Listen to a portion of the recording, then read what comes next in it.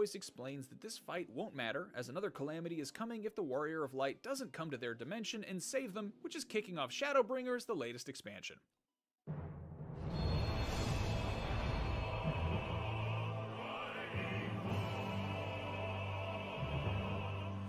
The Warrior of Light travels to the First, an alternate dimension where the world was almost destroyed 100 years ago from an overabundance of light.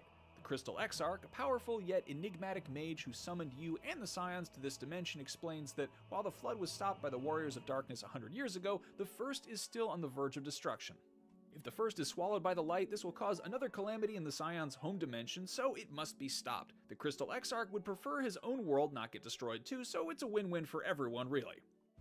To save the First, the Warrior of Light must become the Warrior of Darkness and bring darkness back to the world literally and figuratively to rebalance the ethereal scales. You're also hunted by the ghost of the leader of the Warriors of Darkness, Ardbert. It happens. What? Did you just... You can hear me? Along the way, the Scions are repeatedly visited by Emmett Selk, one of the most powerful Ascians, and general orchestrators behind many of the series' conflicts. He implies that the battle between good and evil isn't all as it seems, and the Ascians are trying to return the world to its original whole form. You, as the Warrior of Darkness, eventually bring the Night back to the First, but in doing so, threaten to become a monstrous Sin Eater yourself. The Crystal Exarch tries to fix this, but Emmett Selk stops him, leaving the Warrior of Darkness, that's you, in a dangerous position. Eventually, though, Ardbert's ghost saves the Warrior of Darkness, and they're able to defeat Emmett Selk and bring the night sky back to the First. Remember that we once lived. Congratulations, you're now caught up on the main story beats of Final Fantasy XIV. It's an MMO, so the plot of this long-running RPG is ever-changing, and there are plenty of side stories and crossover content to discover, but now you're caught up on the plot, and you'll be mostly ready for Endwalker's release later this year. Now, I have a near raid to get to, whatever that means. For plenty more Final Fantasy XIV, 15, 16, and whatever they make after that content, you're already in the right place, IGN.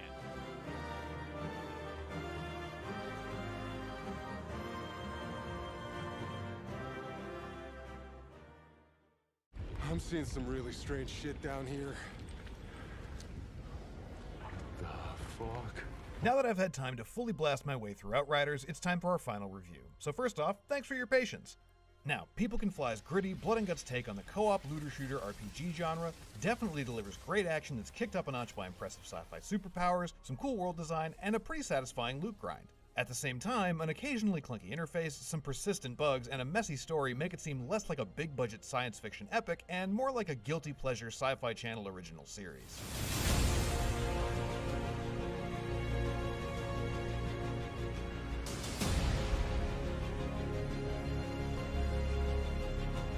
Outriders' story makes decent use of its recognizable sci-fi tropes for when deep space colonization goes wrong, but the script often takes its grim, dark self too seriously. Dialogue and voice acting bounce between being so hard-boiled it's borderline camp and just being downright cringeworthy. Sounds crazy. Good thing I like crazy. And that can sure undermine the few moments that could have evoked some genuine empathy. You must have lost people. Yeah. We all did.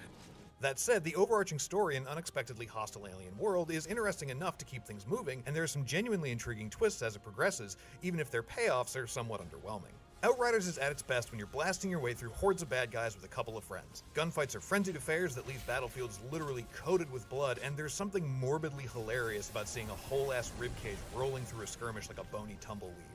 What's particularly impressive is that even though you'll likely outgrow its cover mechanics as you progress, this delightfully chaotic action is just as entertaining at the 3rd level as it is at the 30th.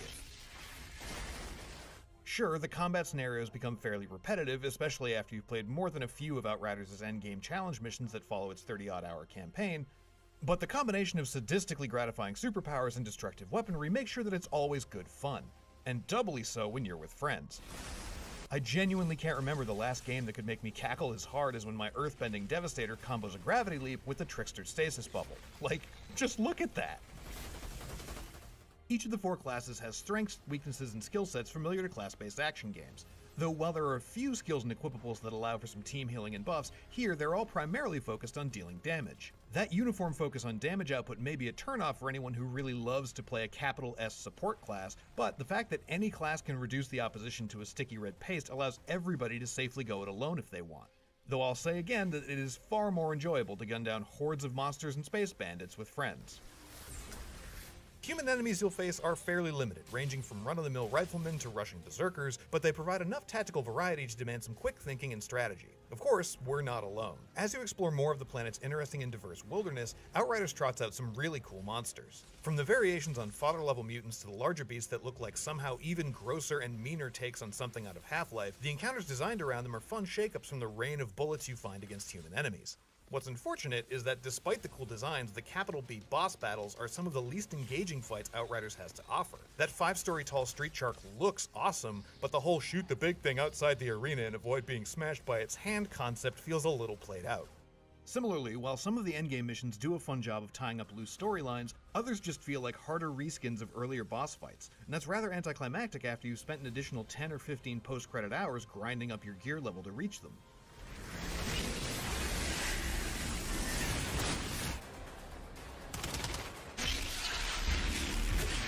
The stuff that falls out when you kill those guys doesn't exactly revolutionize the loot grind, but it at least offers some great looking options. Notable inclusions like the double gun or legendary tier weapons that look like they're carved out of some monster's ribcage give the otherwise mostly standard assortment of weapons some flavor. Not to mention what are easily my favorite video game shotguns since Doom. But the real good stuff comes as you find and build better gear. The crafting system simplifies the process of modding your gear compared to other loot-heavy adventures I could name, and the variety of easy-to-swap mods offers a lot of flexibility to adjusting your build. Granted, the loot grind can be a bit frustrating if you're trying to blitz your way through it, but the level of customization on hand as you progress is a tinkerer's dream come true. Basic armor mods, for example, provide buffs to your active abilities. You might boost the damage of your Trickster's Temporal Blade, or make it so your Devastator can turn 2 bad guys into shish kebabs instead of 1. Higher level gear lets you add higher tier mods to your library rather than having to build them individually, as well as gear with multiple slots. That allows you to do things like take a gun that explodes frozen enemies into icy shrapnel for AoE damage and add cryo rounds so it freezes them and blows them up in one go. Or pair a gun that regenerates your health in every kill with an armor mod that gives you bonus damage when you heal. But what's frustrating about this system is that because I was routinely changing up my gear set as I progressed, I constantly had to return to base camp to fiddle with my mod loadout. You can't do that on the go, and the crafting UI is not great. Outriders is far from the only game to have this issue, but it's still frustrating to constantly bounce back and forth between the crafting menu and your inventory screen for lack of a decent sort compare function, especially with a mandatory NPC interaction in between every single time. This can be especially irksome when you run into progress choke points. Finding better gear requires playing on the highest available world tier, which are Outriders' 15 difficulty levels. The catch is that you lose tier XP needed to unlock the next one every time you die. So you have to either play tediously slowly if you're constantly optimizing your build, or lower the world tier at the cost of loot quality. This eventually became less of an issue for me, but making that jump from tier 6 to tier 7 took forever.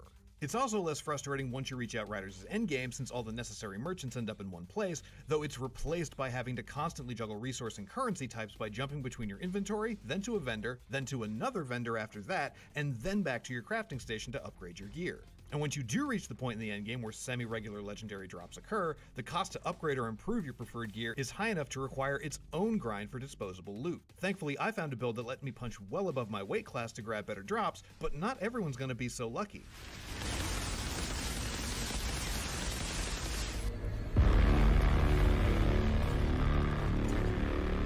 Outriders also has its fair share of technical issues, from bizarre idiosyncrasies like cutscenes for opening doors or an unfortunately laborious fast travel system, to some more troublesome persistent bugs. Enemies are often able to shoot through cover, abilities occasionally don't work properly, weapon and armor mods sometimes just turn off, and crashes are still semi-frequent.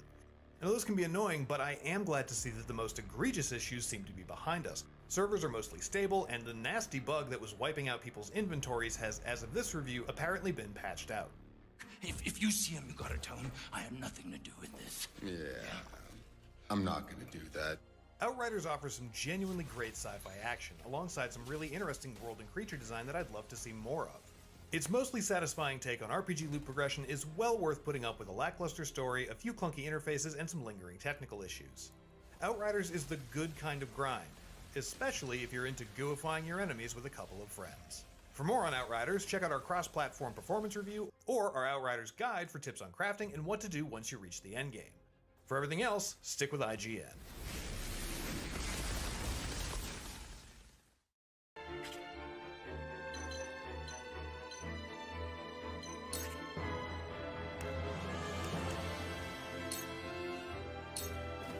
Goodbye!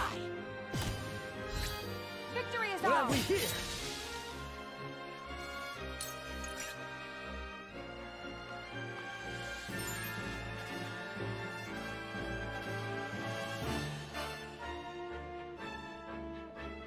Let us pry out their weakness.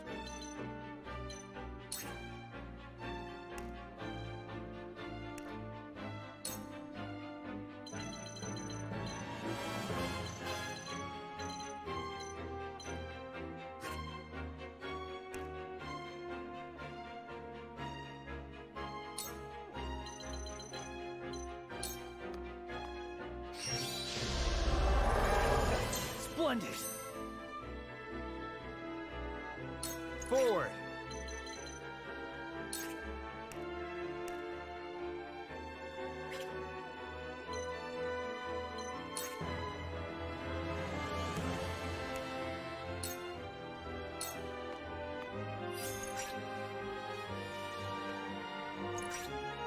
On my honor as the Dawn Spear. Cool heads shall prevail.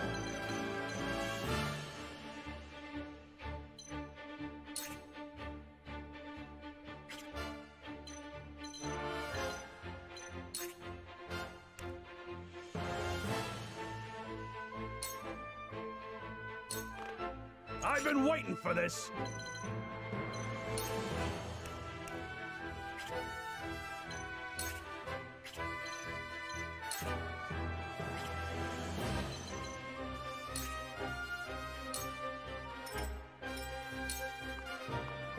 Where was I?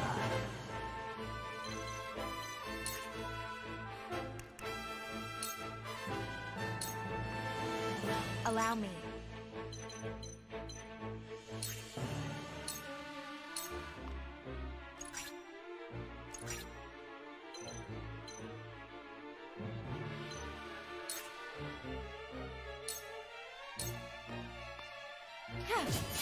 Victory is within reach. Victory is within reach. I won't lose!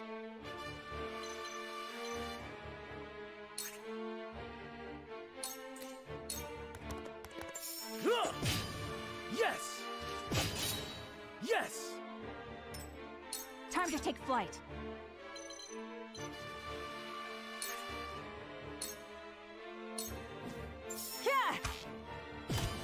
Victory is all! What have we here?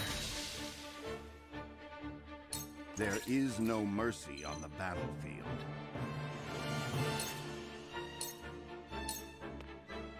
My turn. On my honor From as where the shall Dawn we Spear. strike?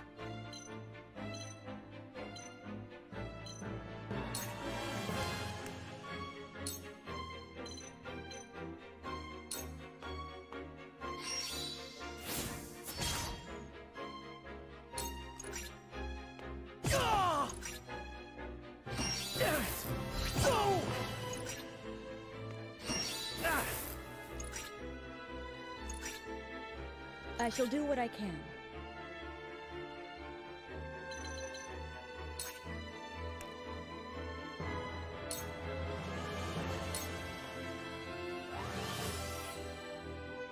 My apologies.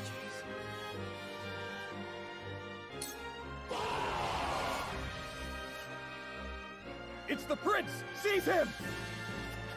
Quickly now, before more arrive. I've been waiting for this!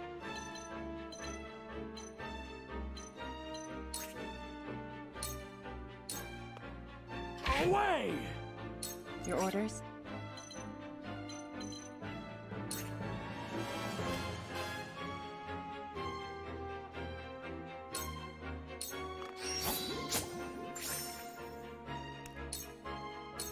Allow me. I feel stronger already. Time for some research.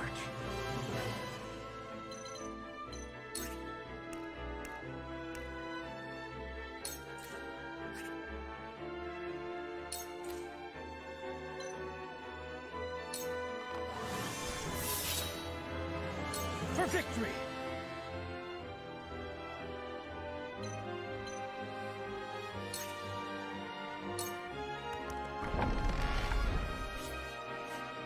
It's open!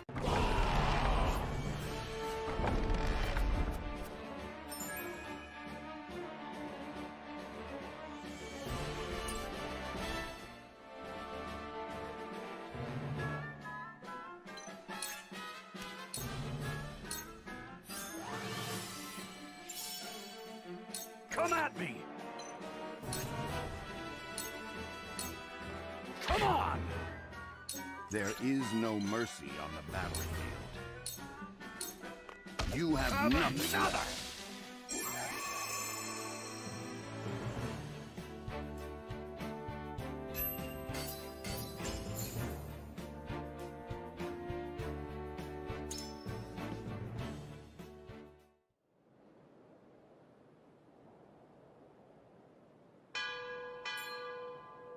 The boat arrives. Come, with speed! Prince Roland, will you leave your brother unavenged?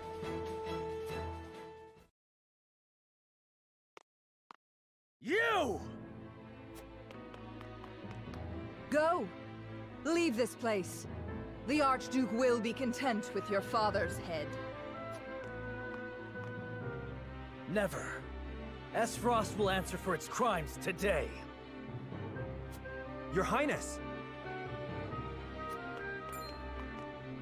A shame. You might have lived a long life.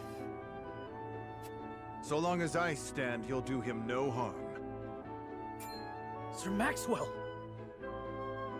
My prince, you are responsible for more than just your own life now. You are a leader, and must be the beacon others look to when the night is darkest.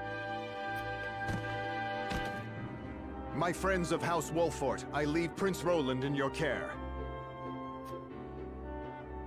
Let me go! Release him to me, and there may be mercy for you yet, Maxwell.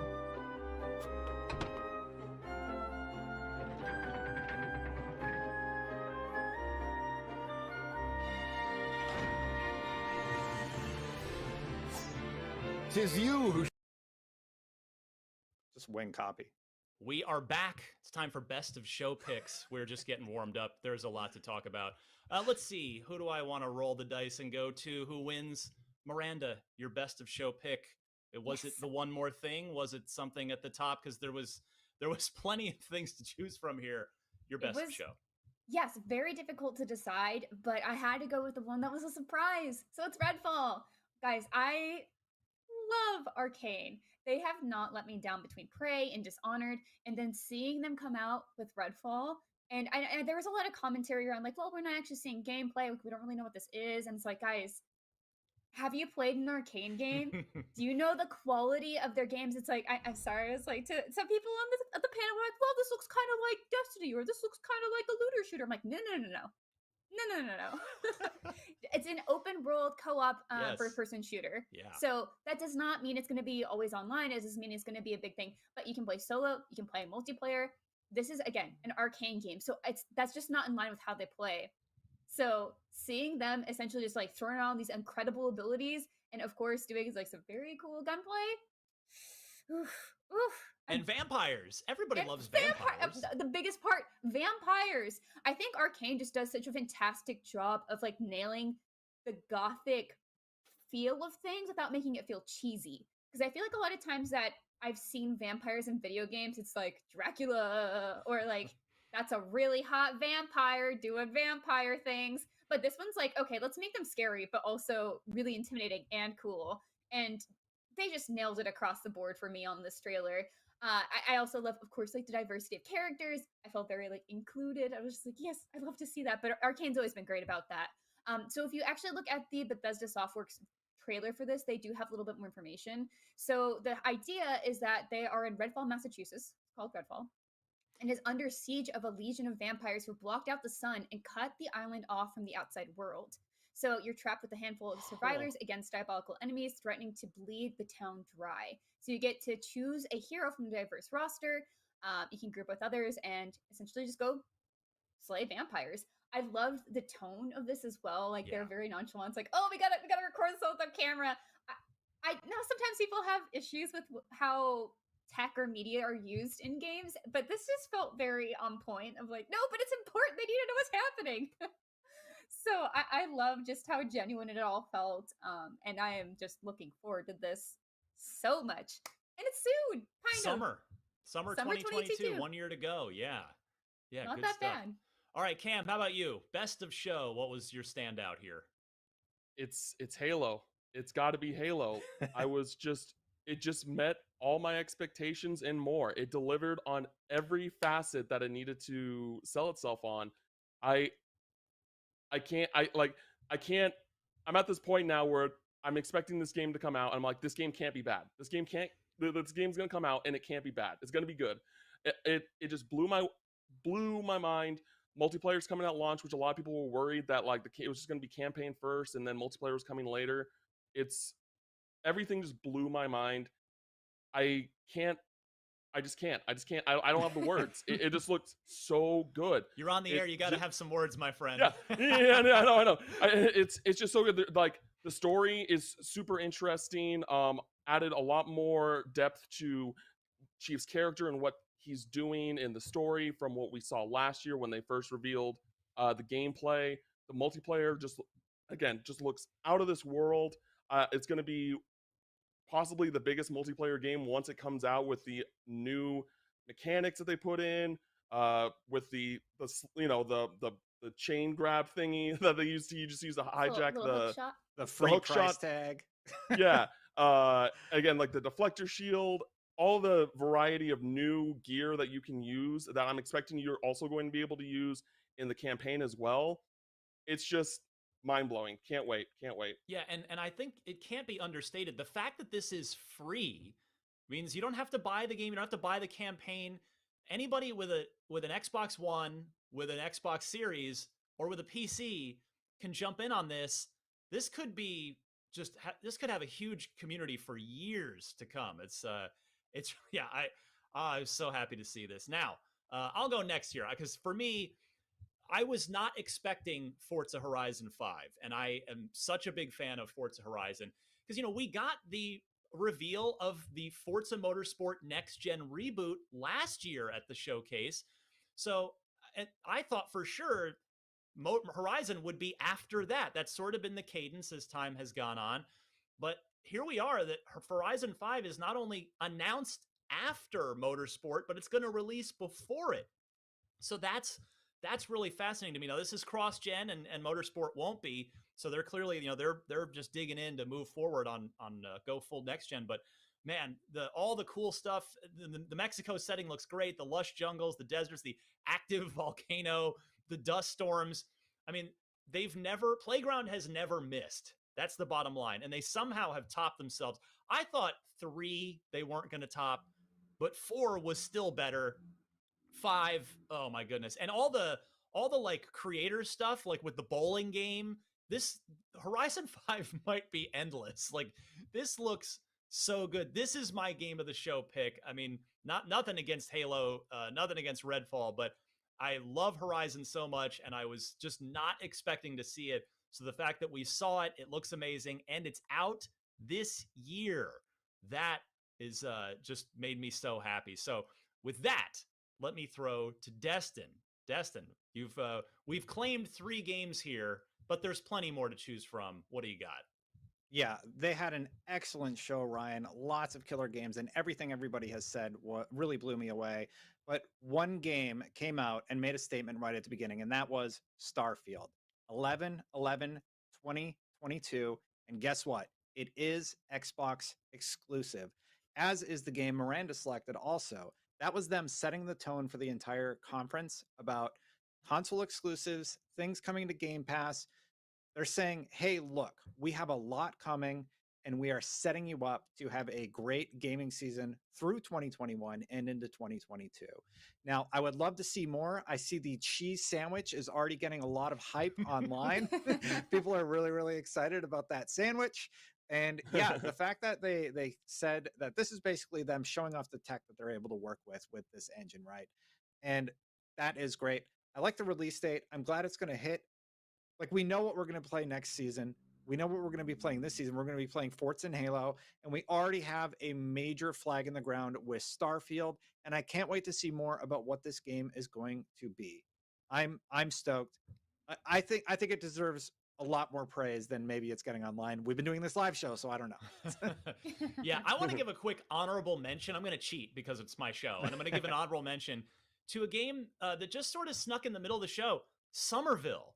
You know, it gave off inside vibes when I'm watching it, and there's a reason for that. The studio that's creating that is founded by ex-Playdead employees. So you had a family here. You had a husband, a wife, a kid, and a dog, and it looks like you're with one or more of them at different points. And this just like, it's got a lot of those same atmospheric vibes that Limbo did and Inside did. And this is going to be it's going to be one of those games where you probably don't want to know anything about it going in, because I know that's how Inside is. Everyone listening to this should go play Inside and don't read any reviews. Don't find out anything about it. Just play Inside. And Somerville, from some of those creators of Limbo and Inside, gave off those same kind of vibes, a really cool art style, really cool mood. So yeah, definite honorable mention to that as well. But we're not finished yet. There's obviously more Summer of Gaming to come, but there's also more Xbox discussion to come right here. We're going to take one final short break, but IGN Summer of Gaming will be right back with more from us, and then followed by the Square Enix E3 showcase at 12:15 p.m. Pacific. So stay tuned. Summer of Gaming is presented by the Army National Guard. So let's check in with our gaming guardsmen and find out what they thought about the Xbox and Bethesda game showcase. Hey, what's going on, everyone? I'm Cam11B, a former Army sniper, currently a member of the Army National Guard, working as an esports manager. So we just finished the Xbox and Bethesda games showcase, and holy cow, so many awesome things, especially Back 4 Blood. So I grew up playing Left 4 Dead and Left 4 Dead 2. Co-op zombie shooters. It looked freaking awesome. It's gonna have a PvP mode now. Looked like we got massive scale like enemies, which I'm excited to see. And then Battlefield 2042. I am freaking hyped. I mean, 128 player battles. Levolution is back. Looks like there's tons of different vehicles. I think I saw like Osprey. We've got tanks, 4x4 quads, like so much. I'm excited. We saw an awesome execution right after the grappling hook. I mean, I'm extremely excited to see what 2042 has to offer. I hope they bring back some type of like Titan gameplay, or like maybe boarding large ships, something like that from 2142. I'm extremely excited. What did you think of the Xbox and Bethesda game showcase? Let us know in the chat. I'm Cam11B from the Army National Guard. You can find us both. You're on Twitch. Now back to you. Welcome back. Just a quick reminder that we have got that Square Enix showcase coming up in 15 minutes. Until then, this is our Unlocked post show. A lot to unpack from the Xbox conference. And we're going to do a little social check-in now. Let's check in with everybody on the internet, see what the community is reacting to. Destin, are you there, or are we still in that technical difficulty with you? No, I'm here. Good. Can you hear me? Go for it. Hello. Yes. All right. So I've been fed some tweets, very ballsy of them to do, but I dig it. Still probably do some battle pass thing like literally every multiplayer is doing right now. But whatever, bro. Halo's back. So he's talking about Halo and how it's going to be free to play. Very, very excited from at Agreed, Tyler T15.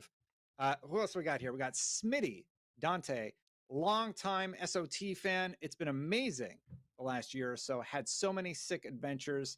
This looks class as well. That Sea of Thieves. Pirates of the Caribbean tie-in was totally unexpected, and I mean that got me like, if there's a whole story campaign there, like it made me want to jump back in and play it. I'm just 100%. disappointed we didn't see Will Turner. Where is Orlando Bloom? He's the only one I want from Pirates of the Caribbean. Yeah, what else you got, Destin? I was really surprised by that one also. I think it's a really smart integration to Sea of Thieves. Before it aired, I said, I wonder why they don't partner with somebody. And then sure enough, Disney and Pirates. Anyway, we got one from Fred, his Slayer. It says, I love so much the universe of the game. I wish the game would be in third-person view. We will see in the future. That was about Redfall, Miranda's pick of the show. What did you? We didn't get everybody's take. Miranda, you really, really liked Redfall. Cam, what did you think? I thought it looked great. Like, I mean, I want to see gameplay, but there's a lot of variety in the different weapons that you can use and the different powers. I'm curious if it's like class based, if it's just like, okay, so this class has these skills. You know, we saw the character we're seeing right now. She like did like the phone booth, and she has like these purple powers. Is that a class? Is that just her character, or is there more variety customization? Based on the description of the game that we saw from the trailer, it looks like it's character based. Like it's not classes. Okay. Each character is assigned their own powers and they have unique abilities that they offer to their team. That's cool then. So I hope that, you know, as it'll continue kind of like as a living game once it comes out, where new characters may potentially be introduced along with new content to keep the game alive like post launch. I hope that they do something like that. Yeah, you know, I definitely got a bit of a Left 4 Dead vibe as this trailer went on, except for the part where it was, Miranda, you mentioned it earlier on, that you can play by yourself as well. So it's not just a co-op, you know, Left 4 Dead game. So I'm kind of curious how this is going to blend co-op and narrative and sort of ongoing multiplayer. There's a lot of potential with this thing. Right, and we don't know if it's going to be ongoing either. Like Arcane doesn't really do that. Like they could. Yeah. But as far as I know, I'm assuming this is going to be a story-based open world shooter. Yeah, we have one more tweet here from Thuggins at daddy_sauce. Love the Twitter name. As a big PlayStation fan, good for the Xbox homies personally. I think it should always be timed exclusives for all platforms, but dope y'all got a sick game coming out. There's a few sick games coming out, including a lot of third parties that are going to be hitting Day Pass day one, and that is really exciting for me. I didn't get a chance to talk about Forza Horizon 5, though, and how much it blew me away, so I'm going to steal a little bit of time here and talk about that. You got a minute. Go ahead. Yeah. So it's coming out November 9th. They immediately started flexing a little bit with that ray tracing. They talked about how they use photogrammetry data to recreate the scenes, and it looks absolutely stunning. They did 24-hour shoots at 12K of the Mexican skies. So the skies you're seeing in the game are actual real skies. Ryan, they did the water in the past games, and now they're going for the skies. What is next? They're doing photogrammetry data. They're going nuts with this. They even point out like the God rays spilling through the trees. And I agree with you that Events Lab Silly Fun Mode looks absolutely stunning. It's built from the ground up for next gen. That's what Phil Spencer said. And it really, really shows. The fact that it's cross-platform is just like awesome. Clearly, this game does not look held back to me whatsoever. I'm incredibly excited to play it. And they've had an extra year, you know, because normally it was every other year. They were on 2-year dev cycles. They would alternate. Motorsport would ship one fall, and then Horizon would ship the next fall. But there's been some extra time for, obviously, Turn 10's still busy rebooting Motorsport for next gen, but Playground got an extra year as well, and that already shows on just this gameplay trailer that we got today. So yeah, I just could not be more excited for Forza Horizon 5. Now, Destin, I think it's important to take a few minutes here because we've got 10 minutes until the Square Enix showcase. So hang with us till then, and then stick around for what Square Enix has got. Destin, I think it's important to talk about the idea of Microsoft having a quiet 2021, because let's be honest, I disagree. They have had a quiet 2021 so far on the first party and the exclusivity front. But this showcase just ended that narrative.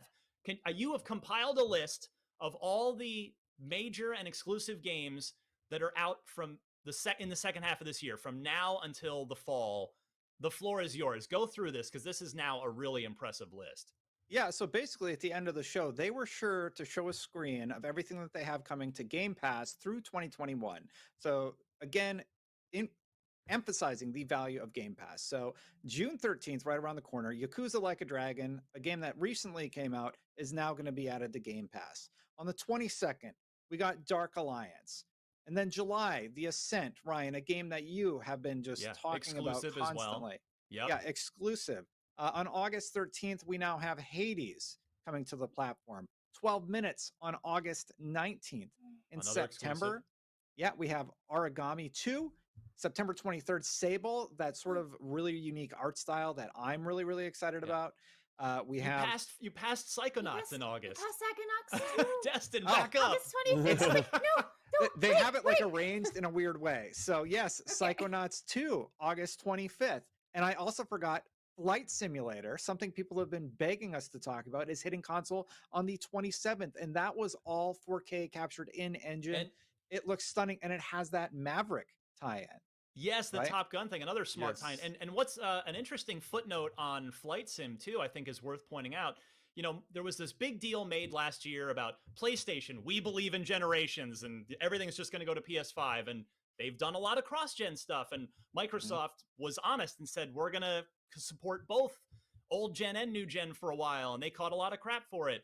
Well, both are, you know, taking full advantage of the new console and the old where they can. But Flight Sim now is, I believe it's the first of the first-party games to go ahead and leave the Xbox One behind. And it's no wonder from taking a look at it, Destin. Yeah, and I think that's the way you handle it. When you can do cross-platform, you do cross-platform. When you need to go next-gen only, you go next-gen only, and you make that very, very clear. Flight Simulator is one of those games. What this game is doing technically is just, the older platforms just can't handle it. So it's really, really great to see. It would have been interesting, though, if they had used that as an opportunity to show off the streaming service that Game Pass offers, that they have said before this conference, to get it out of the way, is coming to console. So I have to wonder if that's going to be something we hear about later in the year, but that is speculation on my part. Continuing through this absolutely insane list. So what do we got? I was in September for Sable. In October, we have Age of Empires 4. That is another game that just hits every time we talk about it. For PC, October 12th is also Back for Blood. We have a few slated for Paul. Back for Blood, though, hold on. That's another major. We talked about, Outriders was a big deal earlier this year, and MLB The Show. Back for Blood, that's a big deal too for a third-party game straight into Game Pass. Yeah, and yes, huge. Now everybody's going to play it on Xbox, because Game Pass has, I think, almost 20 million subscribers at this point, and now you're getting all of these games just for being part of that subscription service, which is really, really cool. And then Scorn is still slated for fall, and Anacross is still slated for fall, which sort of hit within that window. But then it really, really heats up near the end of the year. There's a few titles like The Gunk, Hello Neighbor 2, and Among Us that are hitting somewhere in 2021. But when it heats up is November. You have Forza planting their flag in the ground. We know Halo Infinite is also coming this holiday season, the multiplayer specifically on this chart. So we have a lot to look forward to. Xbox gamers have a lot to look forward to. And this is just an absolute killer lineup. Basically, at this point, if you're just outright denying that Game Pass is a phenomenal value, you're either not paying attention or you have an axe to grind. It's as simple as that. It's a phenomenal value. I think everybody recognizes that. It's been called the Netflix of gaming. It's stupendous. It is a huge win for consumers and developers. I'm a big fan of what they're doing here. And the reason we keep coming back to it too, because it's just really surprising how good it is. And that's why I think we emphasize that so much. It's not just because it's like, oh, well, we're the Xbox show, so we have to talk about this. It's like, no, it's just like, how is this a thing? Like, it's just really such a big deal if you are playing a lot of games on PC, if you want Game Pass Ultimate, or of course, if you have an Xbox, why not? And the Miranda was the Outer Worlds 2 for that. I feel like that kind of just came and went. This is another game. We didn't even talk about it. Possibly the best trailer, just as because it was the whole thing was tongue in cheek, like that. I was laughing through the whole thing. Yeah, that was just a very self-aware. It's like, here's the lens flare, and we're like, wait, what is it? Is this Outer Worlds? I don't know. And then it keeps going on, and like the narrator's just having a good time with it. I think they even animated it to be very aware as well. I think when they did the silhouette of like the protagonist that's not finished, as like the trailer narrator was saying, it just kind of shrugs. it's really funny. But good to see Outer Worlds 2 come in. And now we know. So now we know all three projects that Obsidian is on. So you know Microsoft purchased Obsidian, and they're getting a pretty good bang for their buck there, because they've got Grounded, which has been successful in early access. Xbox game preview so far. Avowed, obviously, further out on the horizon, but it did get a quick shout out from Phil there towards the end. That's knee deep in development. That's going to potentially a huge RPG. And now the Outer Worlds 2. And in fact, kind of on that note, Cam, the Xbox, I feel like in the early days of Xbox, even into the 360 years, the Xbox was kind of known as the shooter box.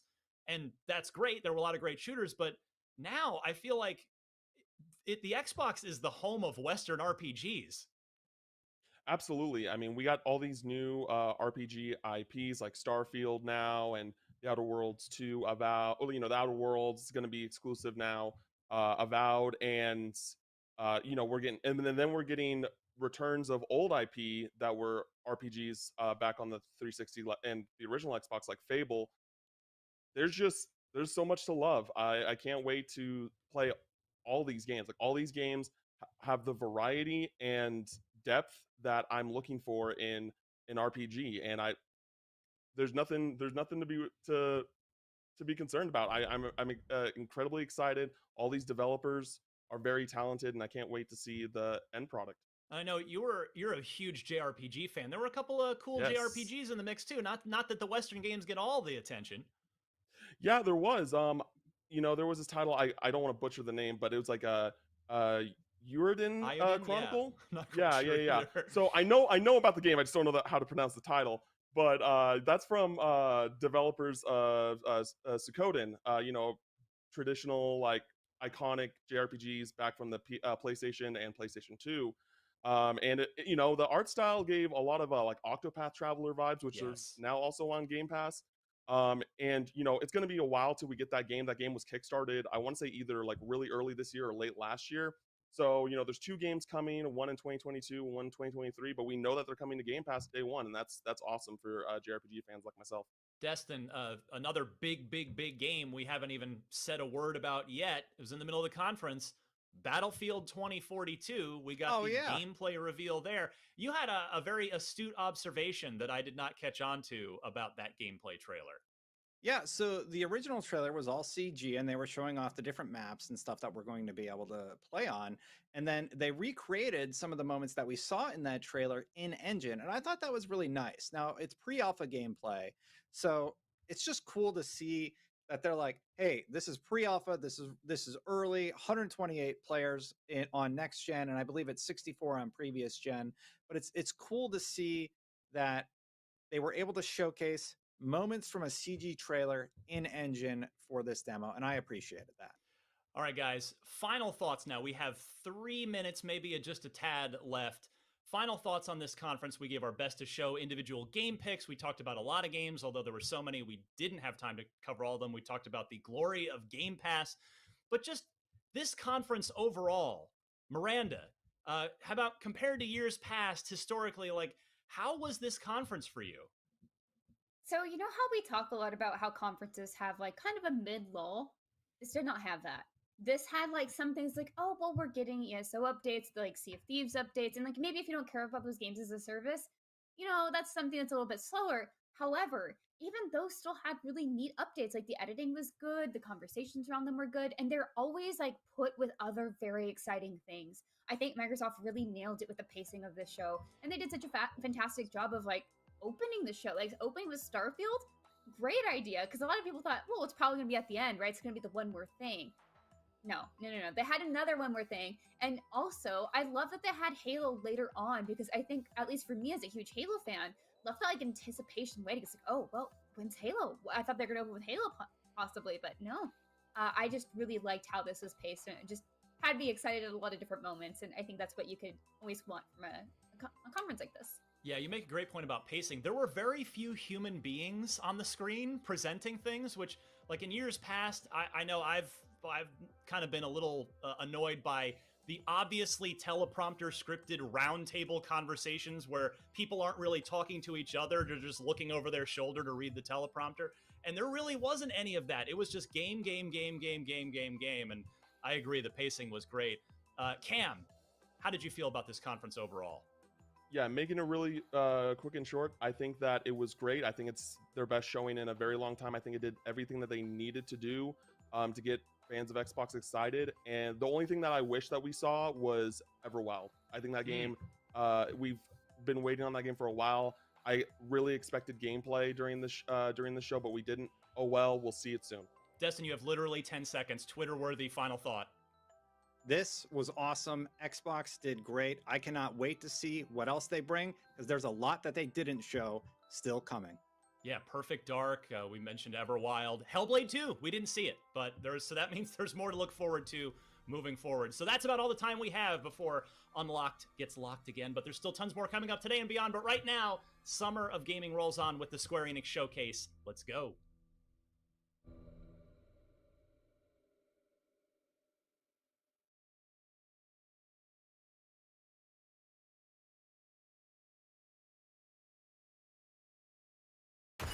Good afternoon, everyone. It's Matt Mercer here, and I'm back as your host of Square Enix Presents. Today, we have a special E3 edition of the show for you, with new game announcements, updates, and exciting news from our studios across the globe. So let's kick off with the world premiere of a brand new game from Eidos Montreal. We hope you enjoy the show.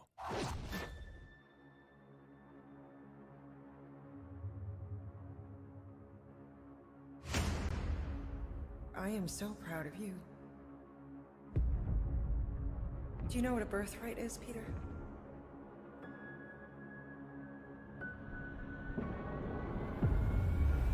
Something that's a part of you. Like your name. Gardeners of the Galaxy? What? No, Rocket. So I let Groot fill out the paperwork.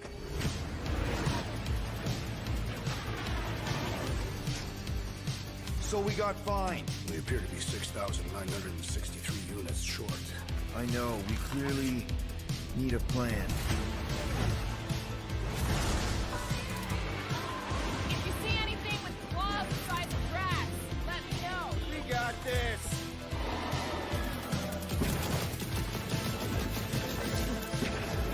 Drax, roll him. No!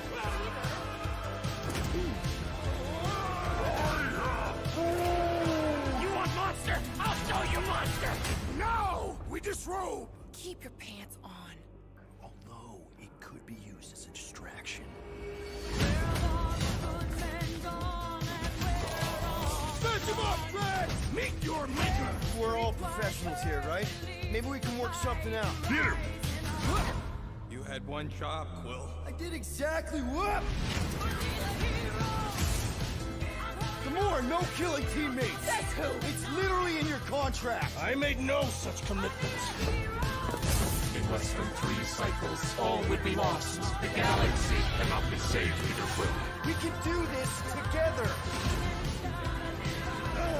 Fucking great, Quill!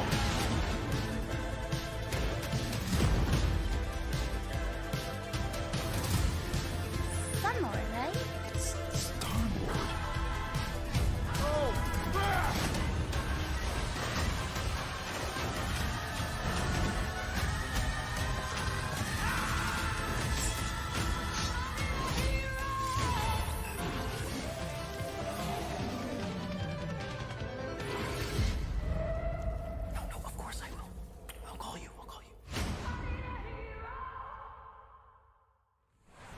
Hi, my name is Olivier Proux, Senior Producer here at Eidos Montreal. For the past few years, we've had the privilege to work on our version of Marvel's Guardians of the Galaxy and reimagine it into a single-player, story-driven, third-person action-adventure game.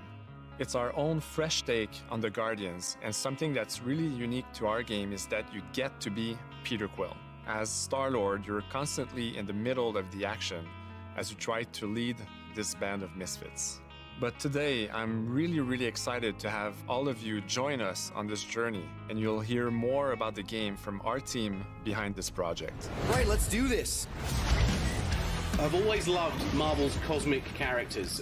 Growing up as a kid, I read them, enjoyed them, loved them. I had the opportunity to write for Marvel on some of their cosmic titles. I went back with the help of Bill Roseman, the editor, and kind of cherry-picked characters from Marvel's past. The opportunity here was to build a team, but to make it all underdogs, so that the reader would think, oh my gosh, how is this team going to survive? And that became the Guardians of the Galaxy comic, which we loved working on. I remember the first time that the Marvel crew came to Montreal, we were showing them the design of the characters, how they would look, and they stayed silent. I don't know if it's a minute, but in my head, it was a minute. I was like, oh my God, like they hate it. We realized how much that Marvel and Eidos Montreal share and have in common, and that we knew the Guardians were in perfect hands. Looking at the samples that Eidos were kind enough to show me, I think he's fantastic and absolutely in the spirit of what these characters are. What makes the gameplay experience unique to me is no matter in what phase of the game you are, whether you're in exploration or you're fighting, the Guardians are constantly around you and you never feel alone. While you're the leader, the Guardians will also challenge you and make decisions on their own, and you will have to adapt to it. You are literally part of the Guardians of the Galaxy. The decisions you'll make will have lighthearted to haunting repercussions, and the game will react to what you do and say. Gamora, no killing teammates! Says who? It's literally in your contract! I made no such commitment. You are playing as Star-Lord and you're using your blasters and you're using your jet boots. Star-Lord is really empowering. He's very agile on the battlefield. He can slide and over with his jet boots. Of course, he has his elemental blasters that have different powers as well. And on top of all of this, he can use the unique abilities of his Guardians. We're not pirates. We're legally incorporated heroes for hire. Gardeners of the Galaxy? What? No! The story is about a group of misfits, the Guardians. In our world, they've been together for less than a year. They create something on a small scale that looks insignificant. And as they progress through the story, they discover that they created something really big that threatens the galaxy. There are a lot of very interesting villains in the Marvel franchise. And when you're starting to work on a story like this, you get to get your pick of which ones will make the best for this story. That gives us the opportunity to bring in some that are well known, but some that are also not all that well known. What Eidos is getting so right about them is capturing what it's like to be a misfit family. They're also bringing an amazing imagination to it. You're going to see planets and characters that are going to blow your mind. Interpreting it in its own way, I think, makes it feel incredibly fresh and exciting. It's not a matter of trying to replicate the comic or trying to replicate the film. It's trying to take the medium you're working in and make the best version of Guardians out of that. They made it fun. They made it rock and roll. They delivered everything you would want in a Guardians game.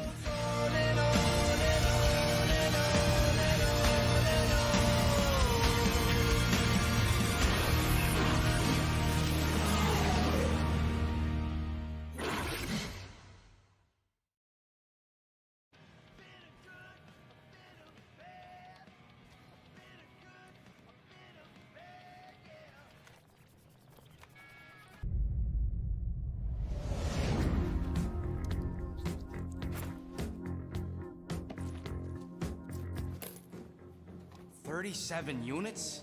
We appear to be 6,963 units short. If we intend to keep our ship, Peter Quill. I know. We clearly need a plan. What about selling Gamora's crap? What?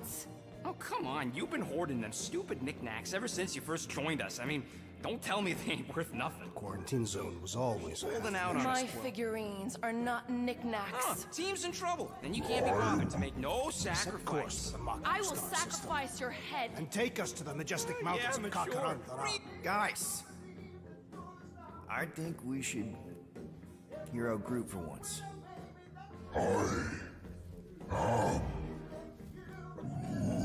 You know, the only problem with your plan is that Lady Hellbender only buys monsters, and you are not a monster. Groot, are you really offering to... No, he is not offering that, okay? It could work. Sell Groot? I guess we could bust him out after. Absurd. Lady Hellbender seeks the monster within. The small, ugly one is clearly the correct choice. He is cruel, sadistic, and his soul is filthy and filled with rage. I vote we sell Groot. I honestly think Lady Hellbender will go for it. Yeah, well, I vote for not Groot. I also vote for the creepy little beast. 2 votes each. Peter? Well, Rocket's definitely scarier on the inside. He's unstable and vicious and totally oblivious to the needs of others. Okay, we get it. All right, let's do this. Let's go sell a monster. We're not seriously flying into that. You say the weather patterns of Seknarf 9 are tied to the temperament of its ruler. That's not how women work. Or weather. You're flying the wrong way. Nah, he's not flying at all. Guys, relax! Just one minor adjustment! I ever mentioned how much I hate rain? Hellbender's castle isn't even that far! That is not a castle. It is an impregnable fortress. So how do we impregnate it? Ask Peter! Let's just get closer! We'll figure it out on the way! There is nothing to figure out. As beast merchants, we will easily gain access to Lady Hellbender. Good! We've already got a beast! All that's left is the merchant part! Good thing I put on my official merchant costume! There is no such thing! Right? The fact you ain't sure don't bode so good. Whoa! That is some really crazy lightning out there! Never seen anything like it! Meteorological suicide is what it is!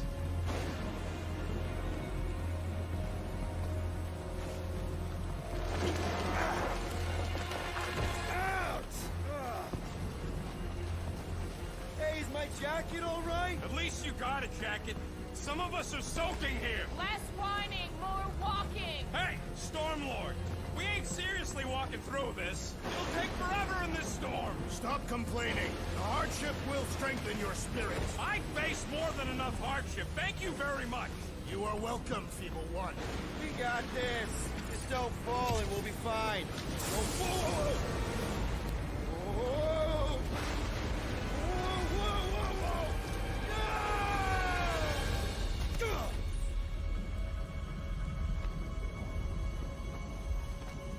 Everyone okay? We should have gone to Maku 4. I would be wary, Rodin. You know what? I survived freaking Half-World. I think I'm scared of some little... It's not alone! Get ready! What are these things? They are amorphous vermin. Shoot first, questions later! Drop them, Gamora! This won't hurt! Much! Smash them up, Drax! Meet your maker! Steel Boy's enjoying this way too much! This is the local fauna! It's about to be an endangered species! Groot! Hawkeye time! All you, Rocket! Time to go boom! I am eager to experience Lady Hellbender's legendary menagerie. Should we ask them for directions? I'm thinking maybe they are directions. Oh, like a signpost or something. I'm not saying it's an arrow with the word fortress on it, but statues suggest civilization, and the only settlement I saw when we were topside was Lady Hellbender's fortress. Dead end. That's just great. It's a retractable bridge. They used them at the prison I was in. Too bad the controls are on the other side of the giant chasm. What do you not have time to dawdle in this jungle? I shall hurl the creature over the chasm so he may activate the bridge. I may activate a hole through your face! Put me down! It'll be fine. Just curl up in a ball. What? Drax, throw him. No! Very well. Peter? It's okay. He'll land on his feet. Ooh. I guess that only applies to cats. You sons of dogs! Scut-busting ass! I am not familiar with these words. Order the beast to do its job. Rocket, come on, man! Ram it, ass face! Fix the bridge and we'll raise your cut by 5%. I want 10. Okay, deal.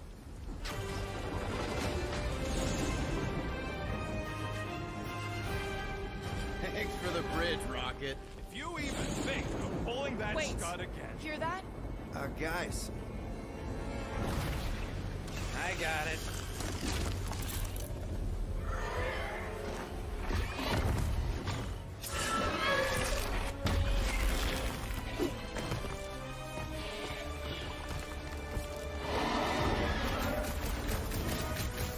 These creatures are perfect predators.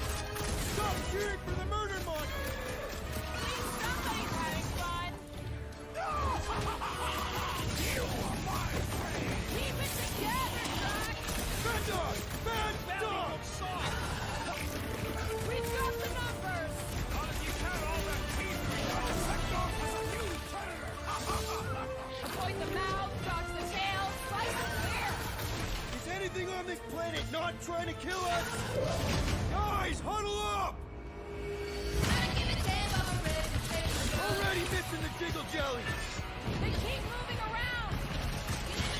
It is past time, my blade! Don't get too close to that mouth! This guy barely feels it! Yeah, I smell it too! Come on, we got this! Perhaps these were sent by Lady Hellbender! While she can keep us!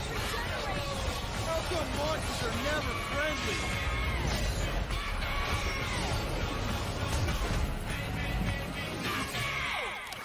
That is definitely in my top 10 fortresses.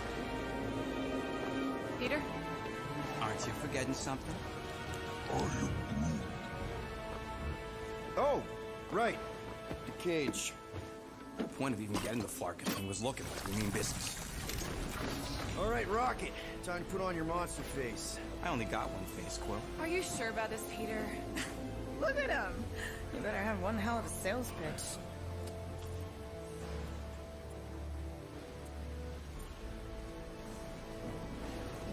Maybe Gamora's right. We should try selling Groot instead. Really? This is an affront to democracy. I just think that we might need Rocket on the outside for this one. Yeah, we noticed. You want to make that call, then you better not mess this up. You hang tight there, bud. When the time comes, I'll get you out of there. Rocket style if I got it. Drat. Gamora, can you help me with this? What? Why? To guarantee your safety as our leader. Ah, come on. Don't look at me, I ain't pulling that thing. Remember, buddy, menacing! Like me, only bigger.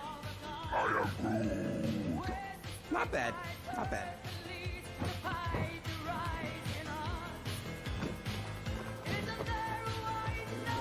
Easy, big guy. So, how long before someone else wants to pull this thing? You're 60 clicks from the fortress. I'd say closer to 75. We got this!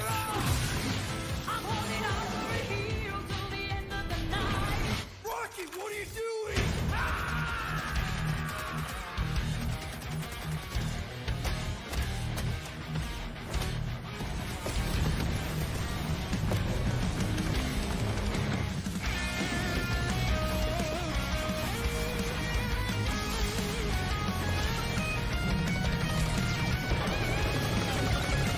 Who's the monster now?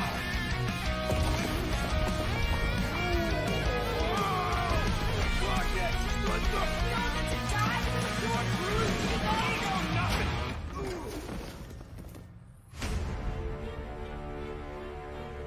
Guardians of the Galaxy. How many times do I have to kill you? The audacity that you thought you could rob me, Dweller! Feast upon them!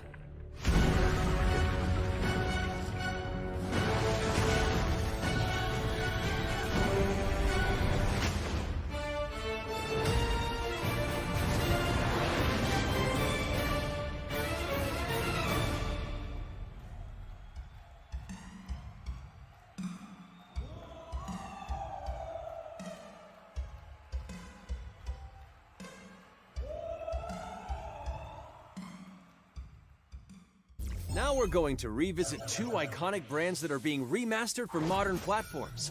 First up, relive the classic games in the Final Fantasy series, and then get one more peek at Legend of Mana ahead of its June 24th launch.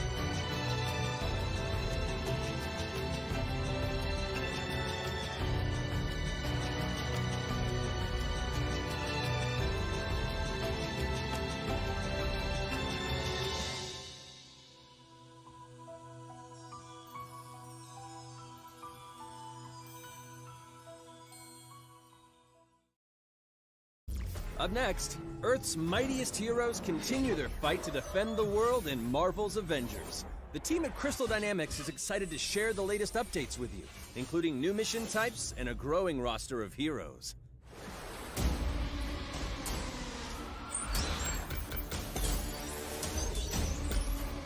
Avengers, secure that super weapon at all costs. Cosmic energy is building up. Every second counts, people. Keep it moving. It's beautiful, isn't it?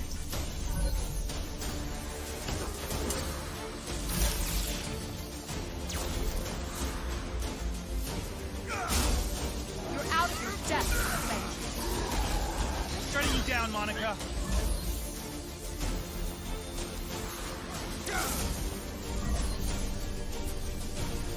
The world doesn't need Avengers.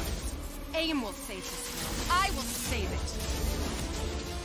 There is no end to these crumbs. You don't understand what that cube is capable of.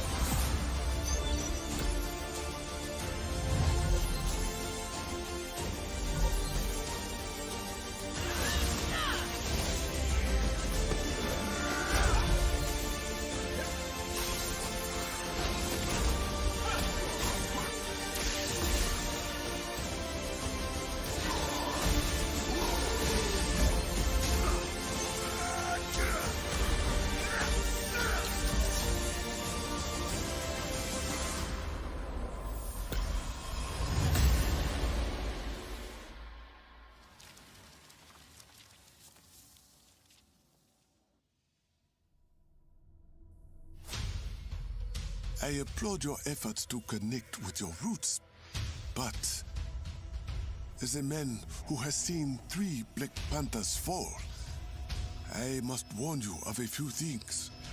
Many eyes follow the path you are about to walk down.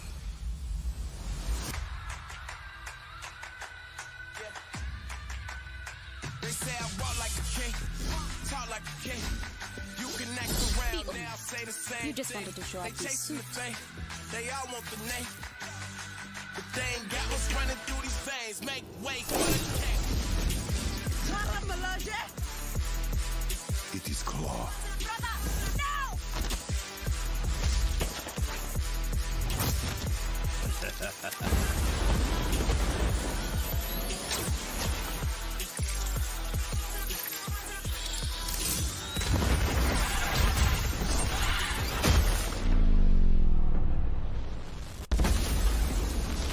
Vibranium doesn't belong to you. You are right.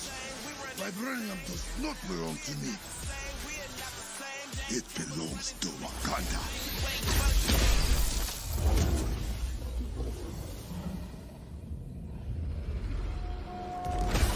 Look at me now, they can't hold me down. So give me the crown. They say I walk like a king, talk like a king. You can act around now, say the same thing. They chasing the fame, they all want the name, but they ain't got what's running through these veins. Say I walk like. Now it's time to give mobile players a quick look at some of the games that will be available in the coming months. Good evening, 426. Our intelligence reports a new threat to global stability. Their reach is unlike anything we have seen before.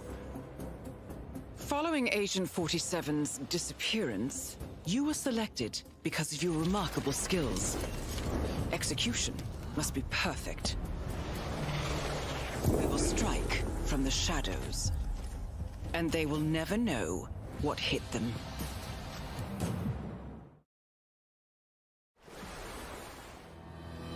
A sad and beautiful tale that echoes throughout eternity. The first mobile entry in the Nier series. Nier Reincarnation.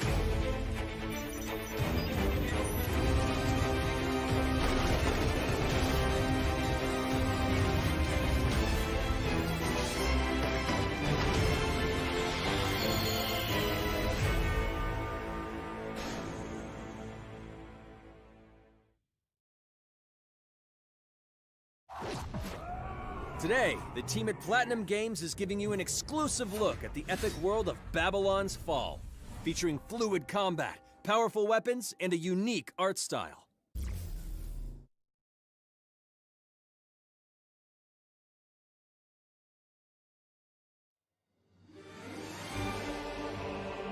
Built over 1,000 years, it was meant to be a tower of dreams.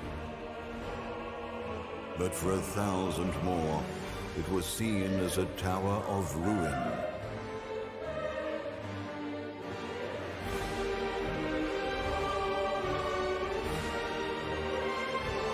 Persevering through fire and ice and the coldest of winds, eventually the tower became a symbol of unrelenting ambition. That tower's name is Babylon.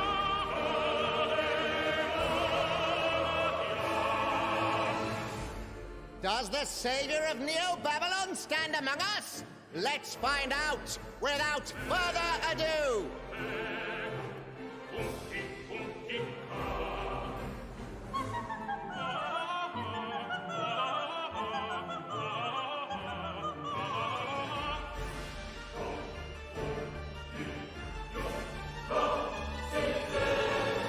If I'm to die, then I'll die for hope, for what little hope there may be.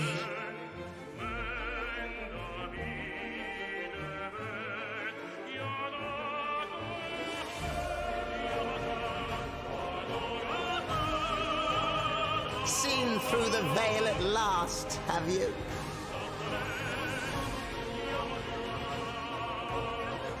We're all prisoners of our subjective reality.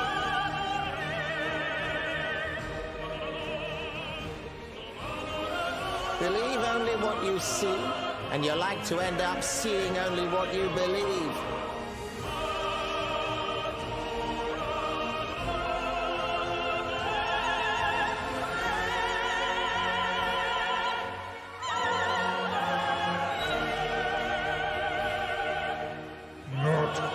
But two paths lie ahead.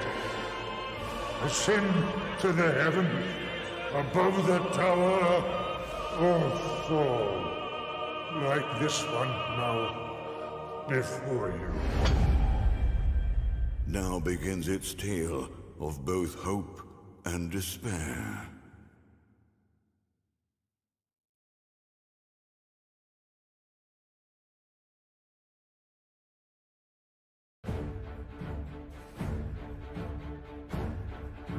プラチナゲームズは本当にアクションという部分に関しては世界屈指のデベロッパーだと思ってますし、ニーアオートマタでそれが証明できたんじゃないかなと思ってます。ニーアオートマタのアクションをもっと楽しむためにどうしたらいいかって選ばれたジャンルがハック&スラッシュでしたので、このゲームのコンセプトは端的に言うとニーアオートマタのアクションでハック&スラッシュというジャンルを楽しむということになります。もちろん1人でも遊べるんですけど、4人でダンジョンを攻略していくゲームになります。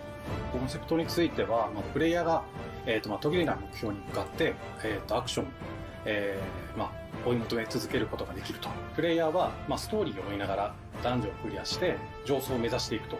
入手する装備や素材を集めて自身を強化してカスタマイズしていくと。ゲームのスタイルとしては、オーソドックスなハック&スラッシュという形ですね。ただアクションがスキルや強い力を引き出すためのトリガーになっているところがポイントかなと思っています。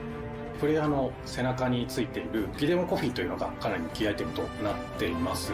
それによって、遊び方とかカスタマイズの方向性っていうのも変わってきます。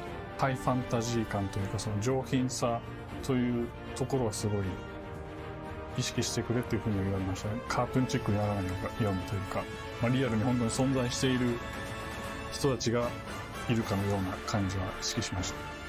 このゲームは運営型のゲームとして開発しています。発売後も定期的に新しいコンテンツを提供する予定です。ようやく皆さんに改めてこういった形で発表できたこと、本当に私たちも嬉しくなっていますし、まさにこれから開発の佳境になっていくので、精一杯頑張っていきたいので、皆さんも引き続き応援よろしくお願いいたします。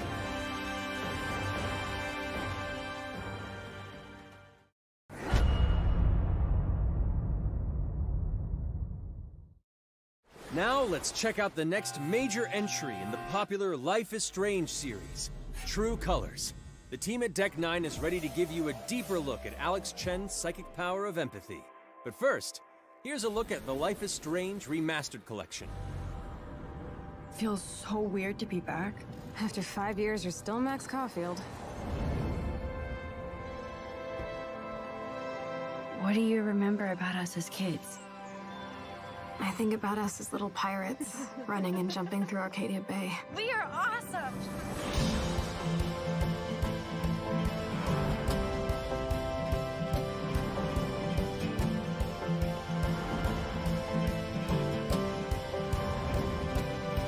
Come on, let's dance! Or take my picture with your new camera. We both got scars and it's so hard to That's Rachel Amber. After my dad died and you moved, I felt abandoned. Oh, good, you're here. Rachel saved my life. She was my angel. Something happened to her. We have to find her, Max. Holy shit. Max, what's going on? No! Whoa. I discovered I could reverse time. What the hell is this? Whatever's going on between us is special. Step back before you regret it. Get in, Max! Then I realized I had a choice and the power to change everything. Arcadia Bay is on the edge of disaster. Time to change time. Whatever happens, I'll always have your back. Always.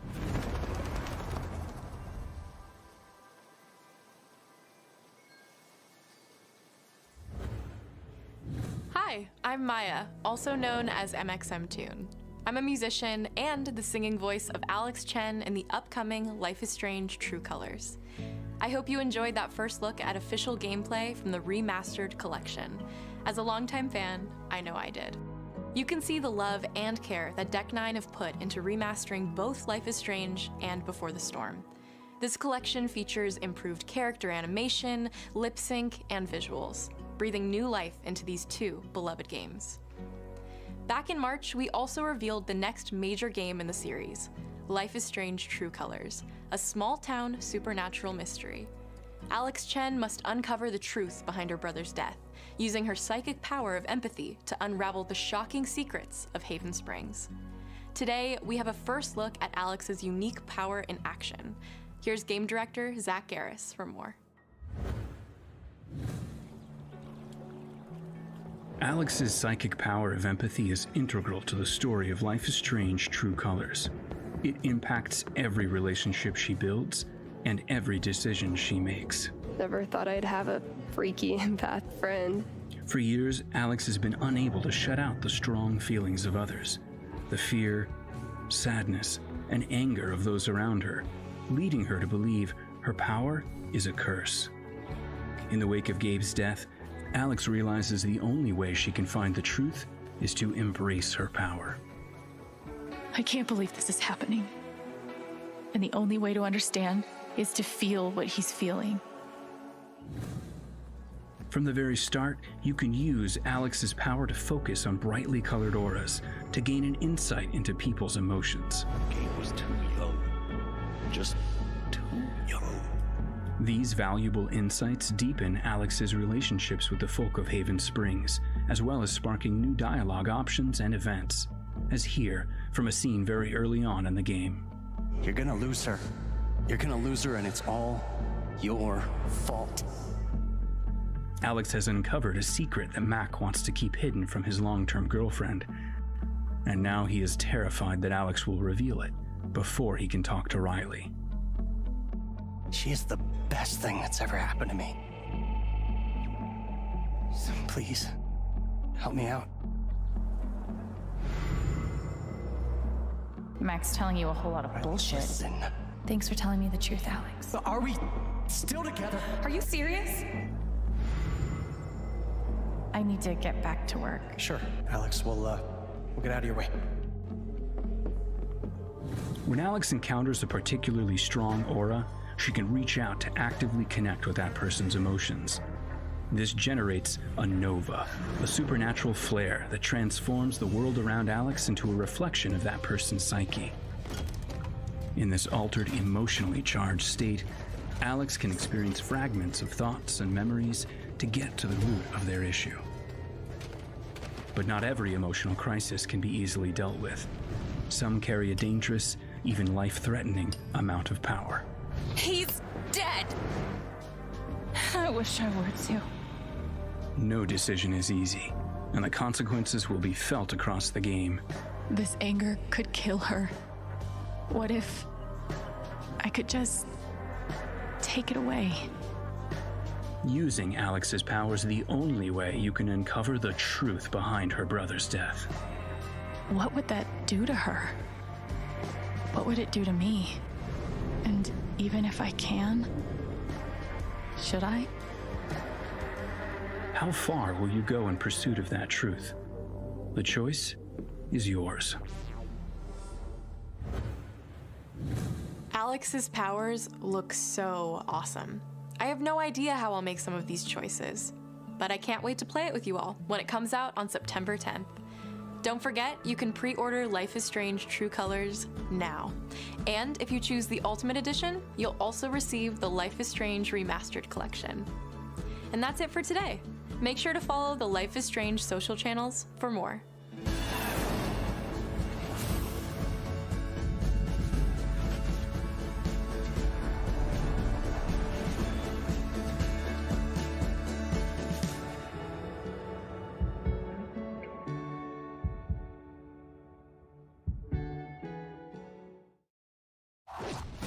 And now, we are excited to unveil a brand new title from Square Enix Japan.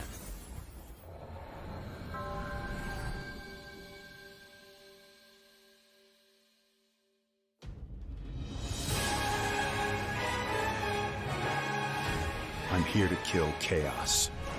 That's my mission.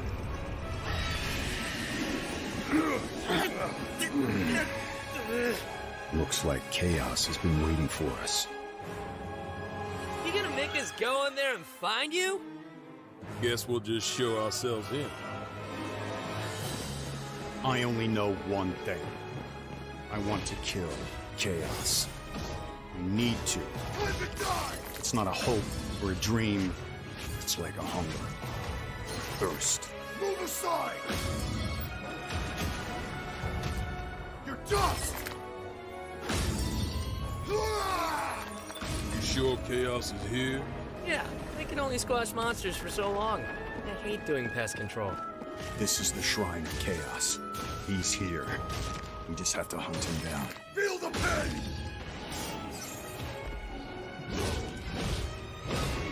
The darkness is so thick I can taste it. This is it. No doubt. Die already! There was a knight who left on the same journey as you, but never returned. His name was Garland. If you could, I would be grateful if you looked for him. Chaos.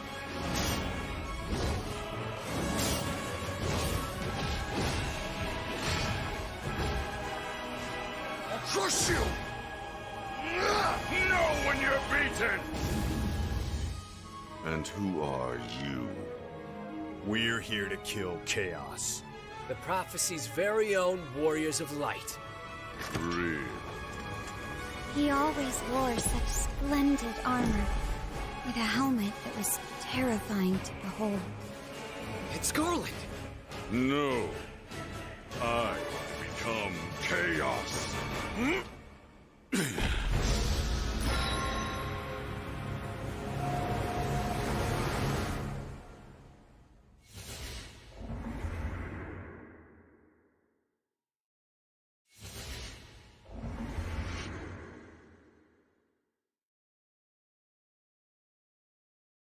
I'll leave you with a look at some of the amazing Square Enix titles you can play now, as well as those to come. I hate to be the bearer of bad news, but Just hit me with it. we're gonna drop plate number 7. They're gonna do what?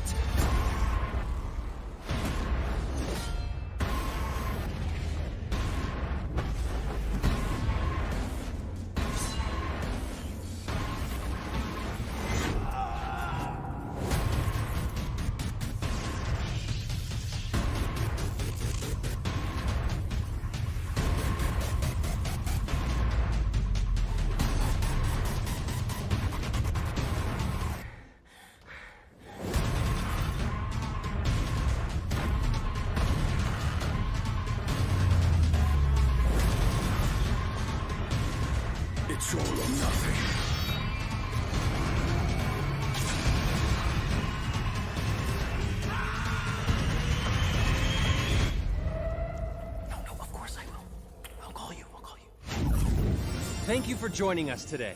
Keep an eye out for news about our next Square Enix Presents. I'm Matt Mercer. See you next time.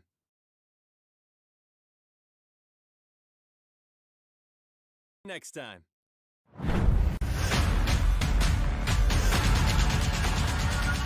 IGN's Summer of Gaming has officially partnered with E3 2021 for the ultimate team-up. From direct access to the major gaming press conferences at E3 2021, with exclusive gameplay and reveals, to exciting first looks at the hottest new games, IGN's Summer of Gaming has it all.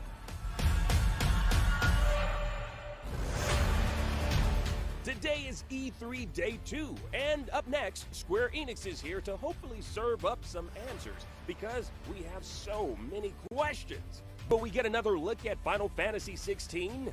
Actually, hold on, Square Enix. You can't have a new Final Fantasy until you finish the last one you started.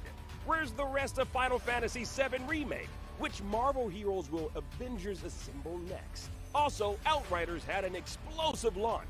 Is there DLC on the way? And hey, what's Lara Croft doing these days? Y'all need to let us know if she's about to raid a tomb soon. Well, if you're looking for answers to these questions and more, the Square Enix E3 presentation is a good place to start. I'm being told that our coverage is actually starting right meow. Well, here we go. Hey there, that was the Square Enix Presents E3 presentation right here on IGN Summer of Gaming 2021. I'm Max Scoville, and joining me right now to attempt to break down everything we just saw, but more likely to just kind of nerd out about JRPGs and superheroes, please welcome my esteemed colleagues Mitchell Saltzman, Zach Ryan, and Cam Hawkins. Surprise, we're getting a new Guardians of the Galaxy game in just a few months. This was kind of amazing. They managed to keep this cat from getting out of the bag, or rather raccoon, I guess. Who wants to go first? Raise your hand. Sure. I'll go. No, go ahead, Mitchell. Go ahead, Zach. No, go. Yeah, I'll go ahead and start. Okay, go ahead. So first things first. Amazed that this game is coming out in October. Like, cannot believe that they've managed to keep this a secret to the extent that they can announce a release date a few months out and be ready for it. Like, that is so awesome. Overall, I think this looks pretty interesting. I think we talked a little bit while we were watching the show. I'm not like wild about the character design, but I think that the actual game itself, I think that the dialogue in between the characters is really cool. I'm stoked. I'm ready for a Guardians game, and I think this could be a really good one. I think another thing that we brought up, just sorry, really quick, is that it kind of gave us like Mass Effect-y vibes, not in the way that it was like an RPG, but in the way that there's a lot of banter between the characters. There's a lot of emphasis on choice. There's a lot of in combat, you're telling your squad mates to do different things. So I was all about that. I thought that seemed really, really cool. Yeah, it's neat. It's kind of got that. It's like Mass Effect with the sort of brainy stuff stripped out of it. Like it's the Guardians are kind of like the crew of the Normandy, but like a little bit dumber and goofier. So it's kind of a good setup there. Cam, a lot of people were talking about the designs. What did you make of those? Yeah, I'm not a big fan. I don't like the whole beard thing that like Rocky Raccoon's got going on. Gamora is an interesting choice. I'm not super into the different character designs. Like, some of them feel a little bit MCU like inspired. Drax kind of similar to that. Groot looks kind of like that. But to be fair, like, some of those characters, you can't really make a whole lot of difference in those characters in a way that like still feels true to their character, because they have a relatively simplistic design. So I'm not like really. It's not like a turn off, but I definitely wish that it was different. I will say I'm really digging Star-Lord's Devil May Cry style jacket. He's got a very very nice Dante vibe to him. Yeah, Mitchell, you're a big fan of hack and slash and action games. Tell us about the combat a little bit. Yeah, so it's a third-person action game. What was really surprising is that you only control Star-Lord, it seems like. So like I mentioned, it does have that kind of Mass Effect vibe where you are kind of, giving orders to your partner, to your teammates, telling them to do their very specific set of skills. But it looked like there was a combo meter. You can, bump enemies up. Star-Lord has hover boots, so he can kind of float around. and yeah, it seemed like it had a pretty solid base for look, God, look at Rocket's guns there. You can slide on the ground. So yeah, it seems like it's hitting all the check boxes in terms of what you would expect to do with the Guardians of the Galaxy. I said it earlier, but when we were watching it, but like I would be willing to bet that we at least get some time with each of these characters. I think Star-Lord is Star Wars. I think Star-Lord is probably the main playable character, obviously, but I bet you like in The Last of Us or something where you wear somebody else's shoes for a little bit. I bet you we get 15 to 20 minutes somewhere in this campaign with each of these characters, because it is an ensemble cast. Like you want to spend that time with each of these characters, maybe doing a little solo mission or something. One other thing that I wanted to touch on is at the very end of the little combat section, they have like this super mode activate where they start playing Bad Reputation, and all the cooldowns, there's no more cooldowns for all your abilities. That seemed like a lot of fun, and it was just a really cool and stylish way to have that kind of like ultra mode kind of power up. Yeah, I hope that as you level up Star-Lord and unlock different supers and stuff, like each of them comes equipped with like a different song. Oh, that'd be awesome. I really like the idea of like your superpowers being tied to like different 80s super hits. I think that'd be really cool. I'm super into that. They also showed some really cool alternate costumes at the end. I'm pretty lukewarm on these designs. I feel like it's the same issue that I had with the Avengers, where it's like really close. It's kind of like an uncanny valley, but not just for faces, for like the entire aesthetic. Like it's so close to being the MCU that it's just, I notice what's different. But you can also dress them up in like classic Guardians costumes, which is fun. Yeah. Like it looks funny as hell. Like it seems like they've got some really strong writing there.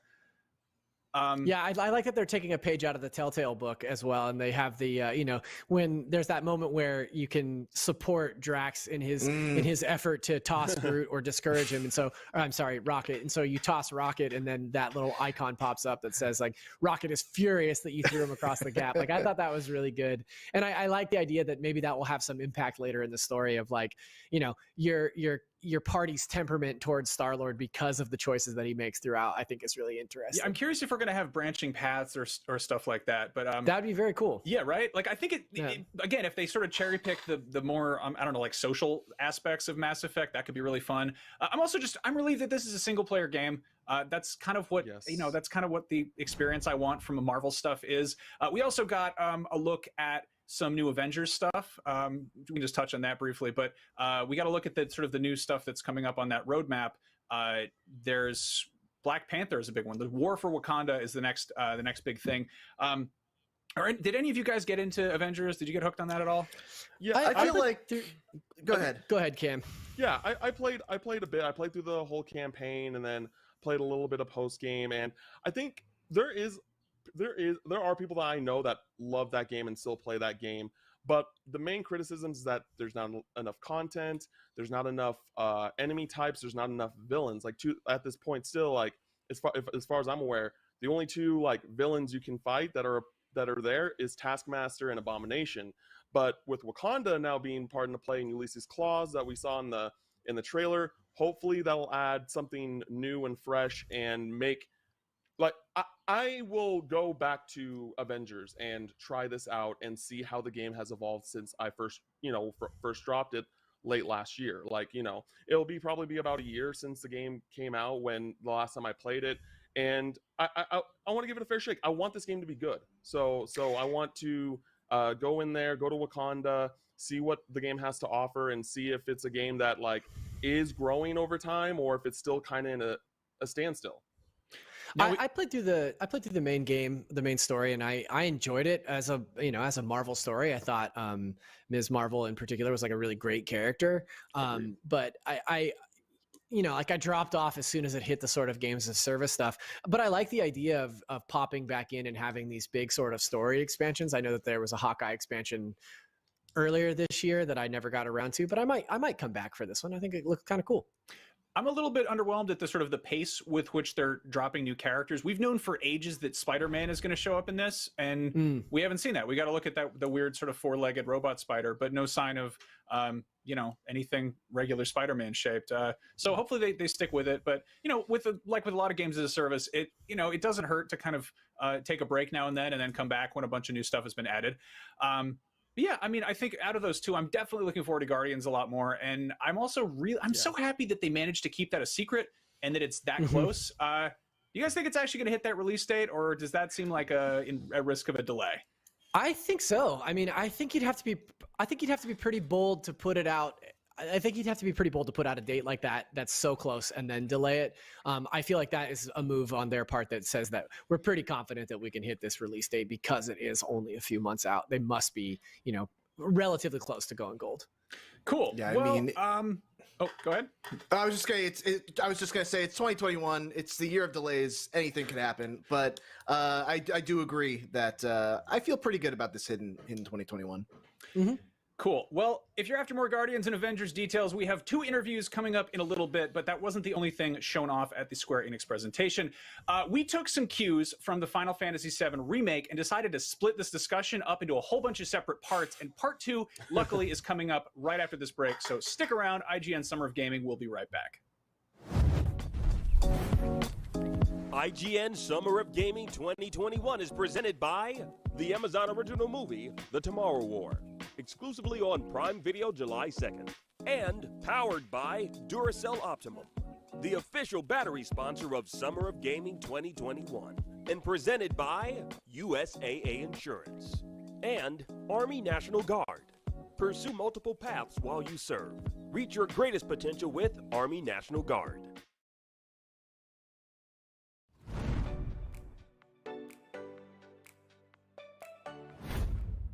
Not only is IGN the world's biggest media brand for games and entertainment, but we also have a team of some of the world's biggest fans of your favorite franchises. From breaking news and exclusives, never-before-seen looks at movies and games, to reviews, let's plays, and live streams, IGN brings you all the coverage you need, no matter where you are. Whether you're on IGN.com, the IGN app, YouTube, Facebook, or Snapchat, we've always got you covered. IGN, the #1 source for all games and entertainment fans worldwide. Everybody loves watching a speedrun of their favorite game, but what if you got a chance to peek into the mind of the developers behind those games as they watch their hard work get completely destroyed right in front of them? What is happening right now? That's exactly what happens on every episode of Devs React to Speedruns. We invite you to ride along with the developers as they watch, react, and enjoy some of the craziest gameplay by the most skilled speedrunners on the planet. Tune in every Saturday for a brand new episode. Competition brings out the best in all of us. Well, mostly. Oh, that's a controller break. That's unfortunate. Welcome to IGN Compete, where we bring you the stories behind the esports headlines. From the triumphs Carol takes the game to the hardships It's not happy. to the miracle moments that will go down in history. I just can't believe it. It's crazy. It's all here on IGN Compete. God, I'm in disbelief. In a world with non-stop news about Marvel, DC, Star Wars, you need a show with accurate reporting, hard-hitting commentary, and me, Akeem Lawanson, host of IGN's news show, The Fix Entertainment. Whether it's the latest superhero scoop, film fiasco, or anime announcement, I'll be here covering all the breaking movie, TV, and streaming news that matters most to you. Make sure to catch The Fix Entertainment on IGN for your fix of entertainment news. Let's drop it.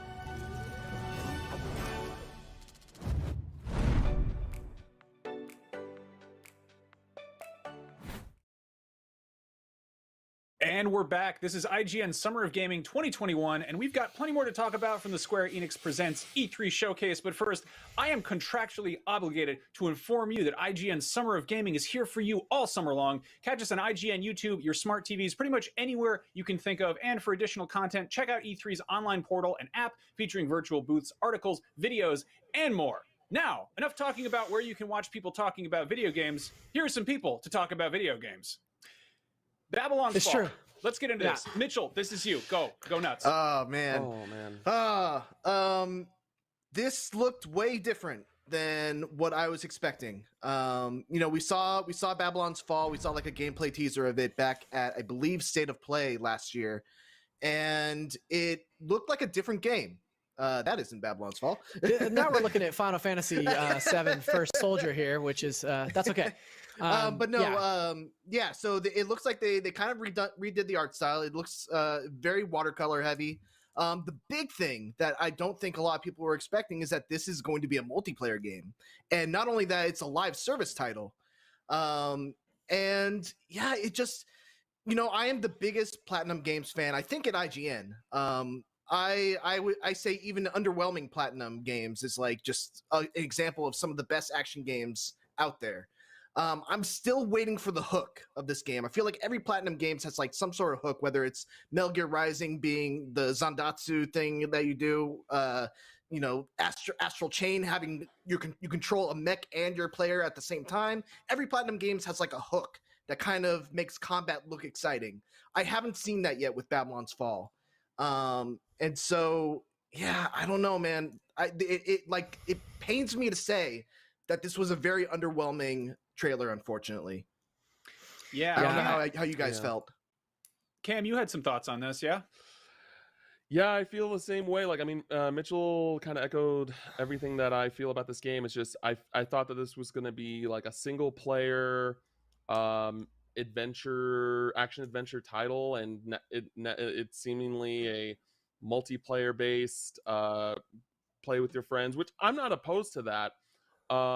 It's just, I guess this is just something we haven't really seen from Platinum before, so maybe that is another thing that's just rubbing me the wrong way. It's just I had completely different expectations. Like, I'm not gonna completely count it out, but this did not make me more excited for the game. It made me less excited for the game.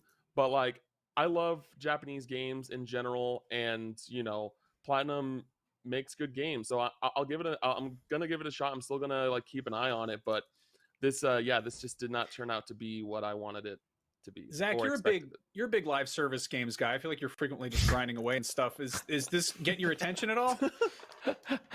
I mean, look, I'm not a you live are. service guy.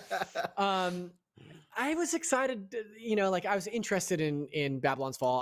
I'm a Platinum Games fan. I think that Platinum Games is known for making a very specific type of game, and this doesn't look like that, and that is a bummer to me. But I'm also not necessarily willing to put him down for the count here, because maybe this is awesome, and we just don't know, like Mitchell was saying, what the hook is. I do love the art style. I think the watercolor sort of painterly look that obviously it's been given a facelift, and I think that looks really cool.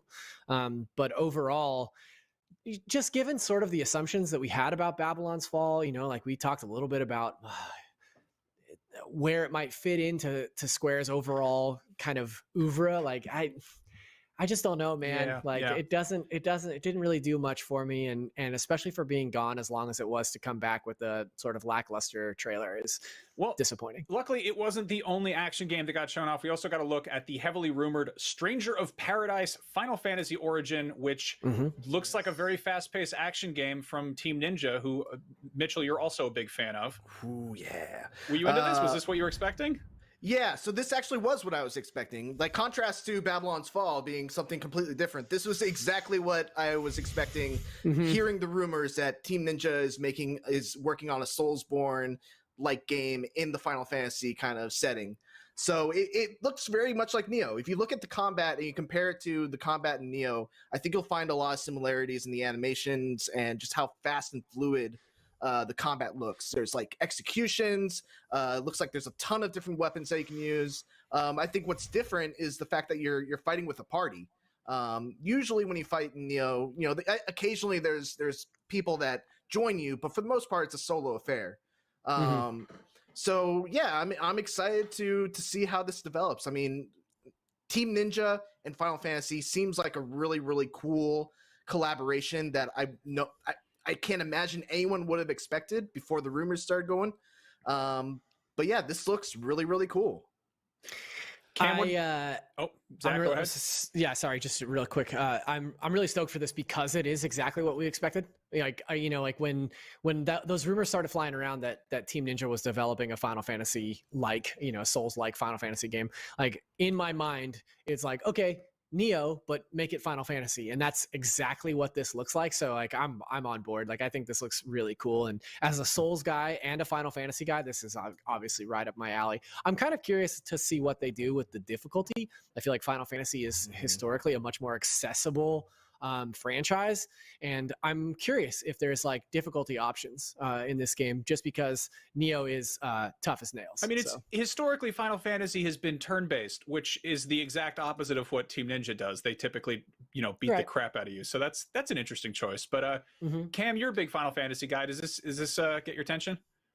Yeah, I'm definitely in. Like, saw Tetsuya Nomura, creative producer. I'm like, all right, I'm in. And and just seeing the gameplay looks great. Team Ninja has been making both Neo games, and both of those reviewed very well. I'm really excited for it. Just wait and see. What I'm most curious about is just the title of it being Final Fantasy Origin. Like, what is it the origin of? Like, we have all these Final Fantasy games, and a lot of them are in their own unique universe, right? There's some like rumors like, 7 and 10 are connected, and like they try to do that Crystal like universe with 13 and like 15 and things like that. But like, what is this like leading up to? Like in something that we already know, or is this just like, hey, this is the origin of a new franchise that we're doing? Yeah, we know that it's most likely set during the time frame of the original Final Fantasy for NES, and it features Garland becoming Chaos, which is part of that story. So that's really interesting. Like I would love for this to have like really crazy lore where it kind of tries to retcon and explain why there are so many different Final Fantasy worlds. I think that'd be really interesting, but that's conjecture. So that would be kind of crazy if they were like, hey, Team Ninja, can you retcon the entire Final Fantasy universe into one cohesive thing? That's right. That's wild. Yeah. I mean, I love that it's got people with great hair and too many belts and probably crystals somewhere. So that's Final Fantasy, right? Like that's absolutely. It's got all the parts. I think the really exciting implication is that this is a new series that could potentially go through the Final Fantasy games and just give them a Origins style, action game, which is really, really exciting to me. Yep. It's rad. Now, one big question on a lot of people's minds during the showcase, where was Gex? Well, I wish I could say that we have the answer to that question coming up, but we don't, and I don't want to lie to you that much. But we do have some other non-Gecko-centric games, and still to come, we're talking to some of the folks from Crystal Dynamics about what's coming to Marvel's Avengers, but more importantly, hopefully an explanation of why they don't make Gex games anymore. IGN's Summer of Gex will continue right after this, with or without Gex. Gex. Cut us off. IGN's Summer of Gaming is powered by Duracell Optimum. All summer long, we're bringing you the game announcements, developer interviews, and all the demos you care about. So get comfortable and get ready to play.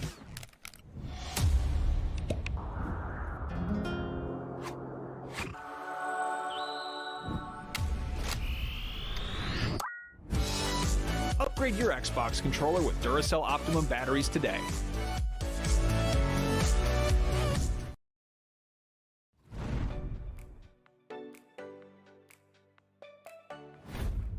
Not only is IGN the world's biggest media brand for games and entertainment, but we also have a team of some of the world's biggest fans of your favorite franchises.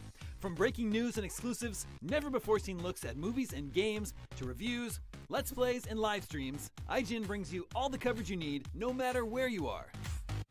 Whether you're on IGN.com, the IGN app, YouTube, Facebook, or Snapchat, we've always got you covered. IGN, the #1 source for all games and entertainment fans worldwide. Everybody loves watching a speedrun of their favorite game, but what if you got a chance to peek into the mind of the developers behind those games as they watch their hard work get completely destroyed right in front of them? What is happening right now? That's exactly what happens on every episode of Devs React to Speedruns. We invite you to ride along with the developers as they watch, react, and enjoy some of the craziest gameplay by the most skilled speedrunners on the planet. Tune in every Saturday for a brand new episode.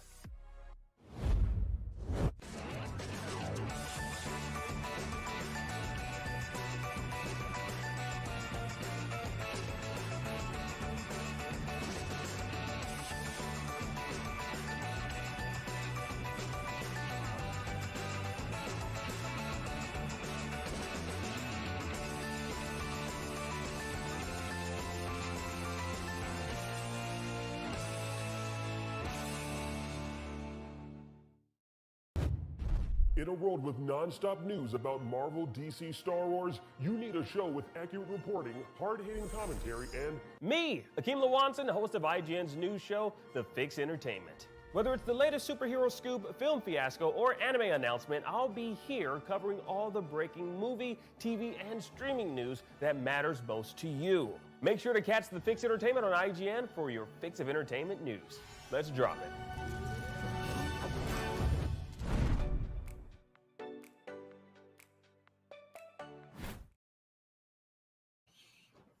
Hello once again, this is IGN Summer of Gaming, where a kid can be a gaming kid. When you're here, you're gaming family. You're gonna love the way you look.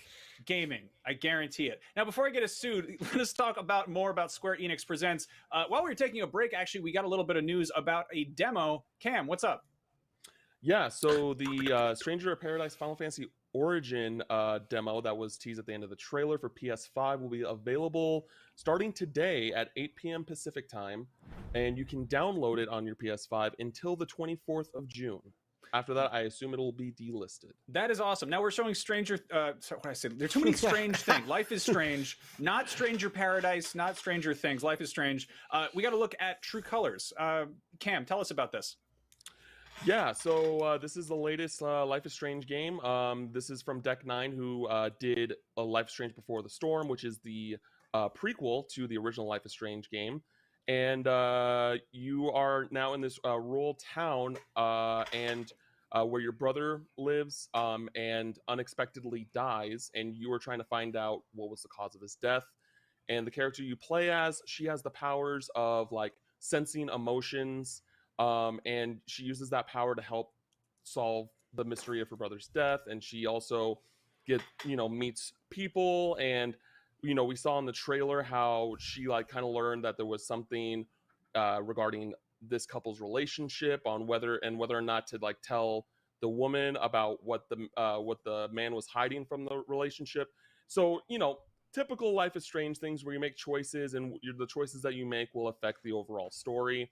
And that's coming out later, September 10th, I believe, on PlayStation and Xbox and PC. And then if you pre-order the Ultimate Edition, you'll get the Life is Strange Remastered Collection, which includes Before the Storm and the original Life is Strange with Sam and Max and Chloe. Nice. It's crazy. Life is Strange. Life is Strange, and it's kind of crazy how that series went from like a little sort of almost indie feeling episodic thing, and now it's actually like a decent sized franchise. Now let's call it out. I feel like a lot of people wanted something more. I feel like we're maybe kind of hoping to see more about that old Final Fantasy VII remake. Like, we just got Intergrade, the intermission. It's out now. I feel like even just a mention of that and a hint of what we're going to see next. What did you guys think was missing, Zach? Yeah, that's one of the big ones for me. I mean, look, man, a lot. Like, I'll be honest, that was a pretty disappointing showcase to me. Like, I as much as I love Square, I was really hoping to see more Final Fantasy. I think that there was a lot missing. Final Fantasy VII Remake, I think, is probably at the top of everyone's list right now. First of all, I didn't anticipate loving that remake as much as I did the first part. Like, I'm a Final Fantasy VII kind of a fair weather fan, but man, I thought the remake part 1 was so killer, and it ends on such a cliffhanger that I think everybody's kind of clamoring to see more of that game, or part 2 of that game, I should say. And what better time to show it off than E3? And if I don't think that there's any delusions that we're probably a ways out from Final Fantasy VII Remake Part 2, but the idea that we didn't see any of it today means that we're probably even further out than we might have thought. And while I'm clearly right in the middle of playing Intermission with Yuffie and those cats, I would love to see what's going on with that story. I would love to see what's next, and not having it here today was definitely a disappointment. Yeah, like we're rolling a sizzle reel that they showed, and I feel like a lot of the stuff that was in that wasn't even getting mentioned. Cam, what was missing for you? What were you hoping to see that you didn't get to see? I mean, I think it's crazy that we didn't see any Final Fantasy 16. That was announced kind of out of nowhere during a PS5 showcase last year, and they even said in a magazine interview, I forgot the source unfortunately, but they said that they were planning for that game to come out this year. And with that not being shown there, I think that all but confirms that it's not coming out this year. Well, I mean, I don't know if that's confirmation. They definitely said, like, oh yeah, I don't think it's in the trailer, they said look for more information in 2021. Yeah. And again, like I think that when you come to a press conference specifically around E3, like you're expecting to see something like that, you know, and like I didn't think that we would get a release date, but I was hoping to see a second look at it. I was hoping to get like more gameplay, maybe a nice little explainer with a little dev diary, or like they offered for a couple of the other games. But yeah, Final Fantasy 16 also sorely lacking one that is like right dead center of my radar. I'm really stoked for that game. I mean, it was so bummer to not see it. That is what, like PlayStation 5 timed console exclusive at the very least. Yeah. And Sony hasn't done anything. So I feel like if we get a state of play sometime soon, it's probably going to show up in there, hopefully. Yeah, that's exactly what I was going to say, is that I assume that, you know, or I hope that they show both 16 and 7 Remake both show up at whatever Sony does a next state of play. We'll get something there, because both of those are going to be PS5 console exclusives for the time being. So now, we didn't, like, we got a bunch of Final Fantasy stuff. We also got the Final Fantasy, like, collection, like the first, 6 games? Cam, you got very excited about that and then a little bit underwhelmed at the end. What happened? Yeah, so, like, I was, you know, these games have been kind of hard to get a good version of the original, like, pixel art. You know, a long time ago, like a few years back, Square Enix put like a lot of them on Steam, but they redid the art style in a really yucky way. You know, and I wanted the Game Boy Advance versions, you know, where they had the basically definitive edition, original art, like more music, more content, and that's what this is, seemingly, but it's only coming to Steam and mobile, not like Switch, which would be a perfect system for this, or any console. Like, you know, it's not going to stop me from playing these games as they come out on PC, but I still think that, like, I just want to be a fly on a wall during that conversation, like, yeah, let's do this, but only put it on PC and not Switch. It's a weird call, right? Like, I could definitely see them coming over at some point, but like, it's not I mean, it's I'm sure it's perfectly simple to do it in an illegal fashion. I don't know why Square can't just sort of drag and drop these, you know, 6 very old games onto a platform that people will totally buy it on, because they're, you know, beloved classics. Mitchell, what was missing for you? From the whole show, I mean, we kind of already touched upon it. I was really, really, really hoping for a small tease of Final Fantasy VII Remake Part 2. Having just come off of the Yuffie DLC, I'm on a big Final Fantasy VII Remake high right now, so I was really hoping for that. What Cam said about Final Fantasy 16, I think, is absolutely true. I think, you know, one of the weird things is that we live in a weird time for video games where, because of the hell that was 2020, we had this weird thing where a bunch of events were kind of staggered throughout the year. And so, you know, in the last Square thing we had Forspoken revealed, that would have been a really cool thing to have during this E3 to kind of, you know, close off the presentation. But they were missing that. So, and also, you know, we were missing Tomb Raider. We were missing, you know, another Just Cause, if you know, that's within the realm of expectation. So yeah, it didn't do it for me, unfortunately. I'm glad you mentioned Tomb Raider, because that was the other thing that I was kind of looking for as well. You know, it's been a few years since Shadow of the Tomb Raider. I feel like that was on like a pretty steady cadence prior, and those games were kind of commercial successes or critical successes, but not necessarily like huge commercial hits. So I kind of understand, like, maybe they're going back to the mat with Tomb Raider and looking at potentially like another reboot or something. But I did kind of think that we would, or at least I was hoping to see something from Tomb Raider, because I love all 3 of those that reboot trilogy. I think it was really smart, really good. But it was bummer to not see any Tomb Raider in this presentation as well. You know, it's weird. We think of those games as being like a trilogy. I mean, there are 3 of them, so it is technically a trilogy. But I sort of feel like that's going to stop there, you know? Like, obviously not, that doesn't always happen. Like, we got Uncharted 4 and then another one. And like, I don't know. I could definitely go for another Lara Croft reboot, or like showing her from like sort of a different angle. But at the same time, those are really fun games, and I, you know, do enjoy them. We're showing Outriders right now. That just came out and people seem to really dig it. And, you know, that's a game that could totally support some new content. And I'm sort of surprised there wasn't even a mention of it, or like here's what's coming down the road. Yeah, man, this was a kind of I mean, it's, you know, we got some new stuff. It's cool, but I feel like it could have been, you know, could have been better. And I just want to say really quick, because I know that there are people that are watching that probably are wondering, where was Kingdom Hearts? And just want to clarify that Nomura said it, I think like late last year, that there's going to be no Kingdom Hearts news this year, basically, because everything's being saved up for the 20th anniversary next year. But you wore your T-shirt just I got the to same. represent. I got to represent. Yeah. Well done, Cam. All right, I love it. Well, coming up later today, we've got the PC Gaming Show, followed by the Future Game Show, and then tomorrow, be sure to join us for Capcom and Razer's big E3 showings, among other stuff. But right now, don't go anywhere, because up next, we've got back-to-back dev interviews with the team behind Guardians of the Galaxy and Marvel's Avengers. Stick around. IGN Summer of Gaming 2021 is presented by USAA Insurance and Army National Guard. Pursue multiple paths while you serve. Reach your greatest potential with Army National Guard. And by the Amazon original movie, The Tomorrow War, exclusively on Prime Video July 2nd. And powered by Duracell Optimum, the official battery sponsor of Summer of Gaming 2021.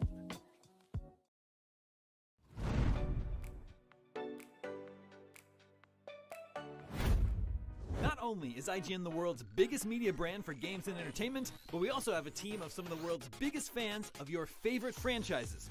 From breaking news and exclusives, never-before-seen looks at movies and games, to reviews, let's plays, and live streams, IGN brings you all the coverage you need, no matter where you are. Whether you're on IGN.com, the IGN app, YouTube, Facebook, or Snapchat, we've always got you covered. IGN, the #1 source for all games and entertainment fans worldwide. In a world with non-stop news about Marvel, DC, Star Wars, you need a show with accurate reporting, hard-hitting commentary, and Me, Akeem Lawanson, host of IGN's news show, The Fix Entertainment. Whether it's the latest superhero scoop, film fiasco, or anime announcement, I'll be here covering all the breaking movie, TV, and streaming news that matters most to you. Make sure to catch The Fix Entertainment on IGN for your fix of entertainment news. Let's drop it. If you're not following IGN on social media, what are you waiting for? We're constantly updating our feeds to bring you the latest news, gameplay, custom original content, the best user-generated videos and art, memes, and a whole lot more. Be part of the conversation throughout the year. Follow IGN on Instagram, Twitter, Facebook, TikTok, and Snapchat.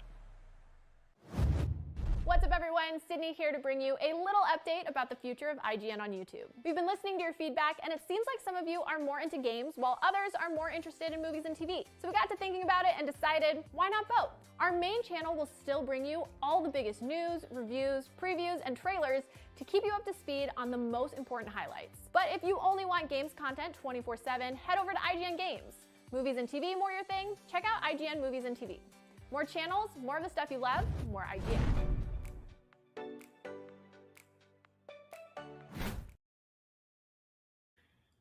Welcome back. We just got a double whammy of brand new Marvel stuff during Square Enix Presents. In addition to what's coming next to Marvel's Avengers, a brand new Guardians of the Galaxy reveal, and now we've got a double whammy of interviews, which will hopefully distract you from the fact that I just used the term double whammy twice in one sentence, and I don't even know what a whammy is. Forget about it. Please, just watch these short superhero films we've prepared for you. Marvel's Guardians of the Galaxy game is on the way, and to talk about it, we have some extra special guests. Hey, true believers, this is Bill Roseman, VP of Creative here at Marvel Games. Hi guys, my name is Jean-François Dugas. I'm the Senior Creative Director at Eidos Montreal. And I'm Mary DeMarle, and I am the Senior Narrative Director at Eidos Montreal, and super excited to talk about this game today. Yes, I'm super excited. We all just saw the demo where in this Guardians of the Galaxy game, the player controls Star-Lord in a third-person action-adventure where the other Guardians follow him around, banter with him, give him a hard time, and he gives them commands during battle, which I thought was really interesting. So my first question for you guys is, what made you want to showcase Star-Lord as the player character and have him control the Guardians, as opposed to, letting the player switch between the characters or make it a multiplayer game or something like that? When we started this project, the first thing we did is to discuss with Marvel Games, Bill and his colleagues, And initially the talks were about like, we want you guys to run with the Guardians of the Galaxy and make it your own. Fala galera da Tech Games BR, estamos encerrando mais um dia de transmissão e a nossa live acabou. Ficamos aí para amanhã com mais novidades à noite de tudo que está rolando na E3 2021 aqui na Tech Games BR, a casa do gamer. A live acabou. Confira amanhã as nossas próximas novidades aqui no canal. Até a próxima, pessoal. Tchau!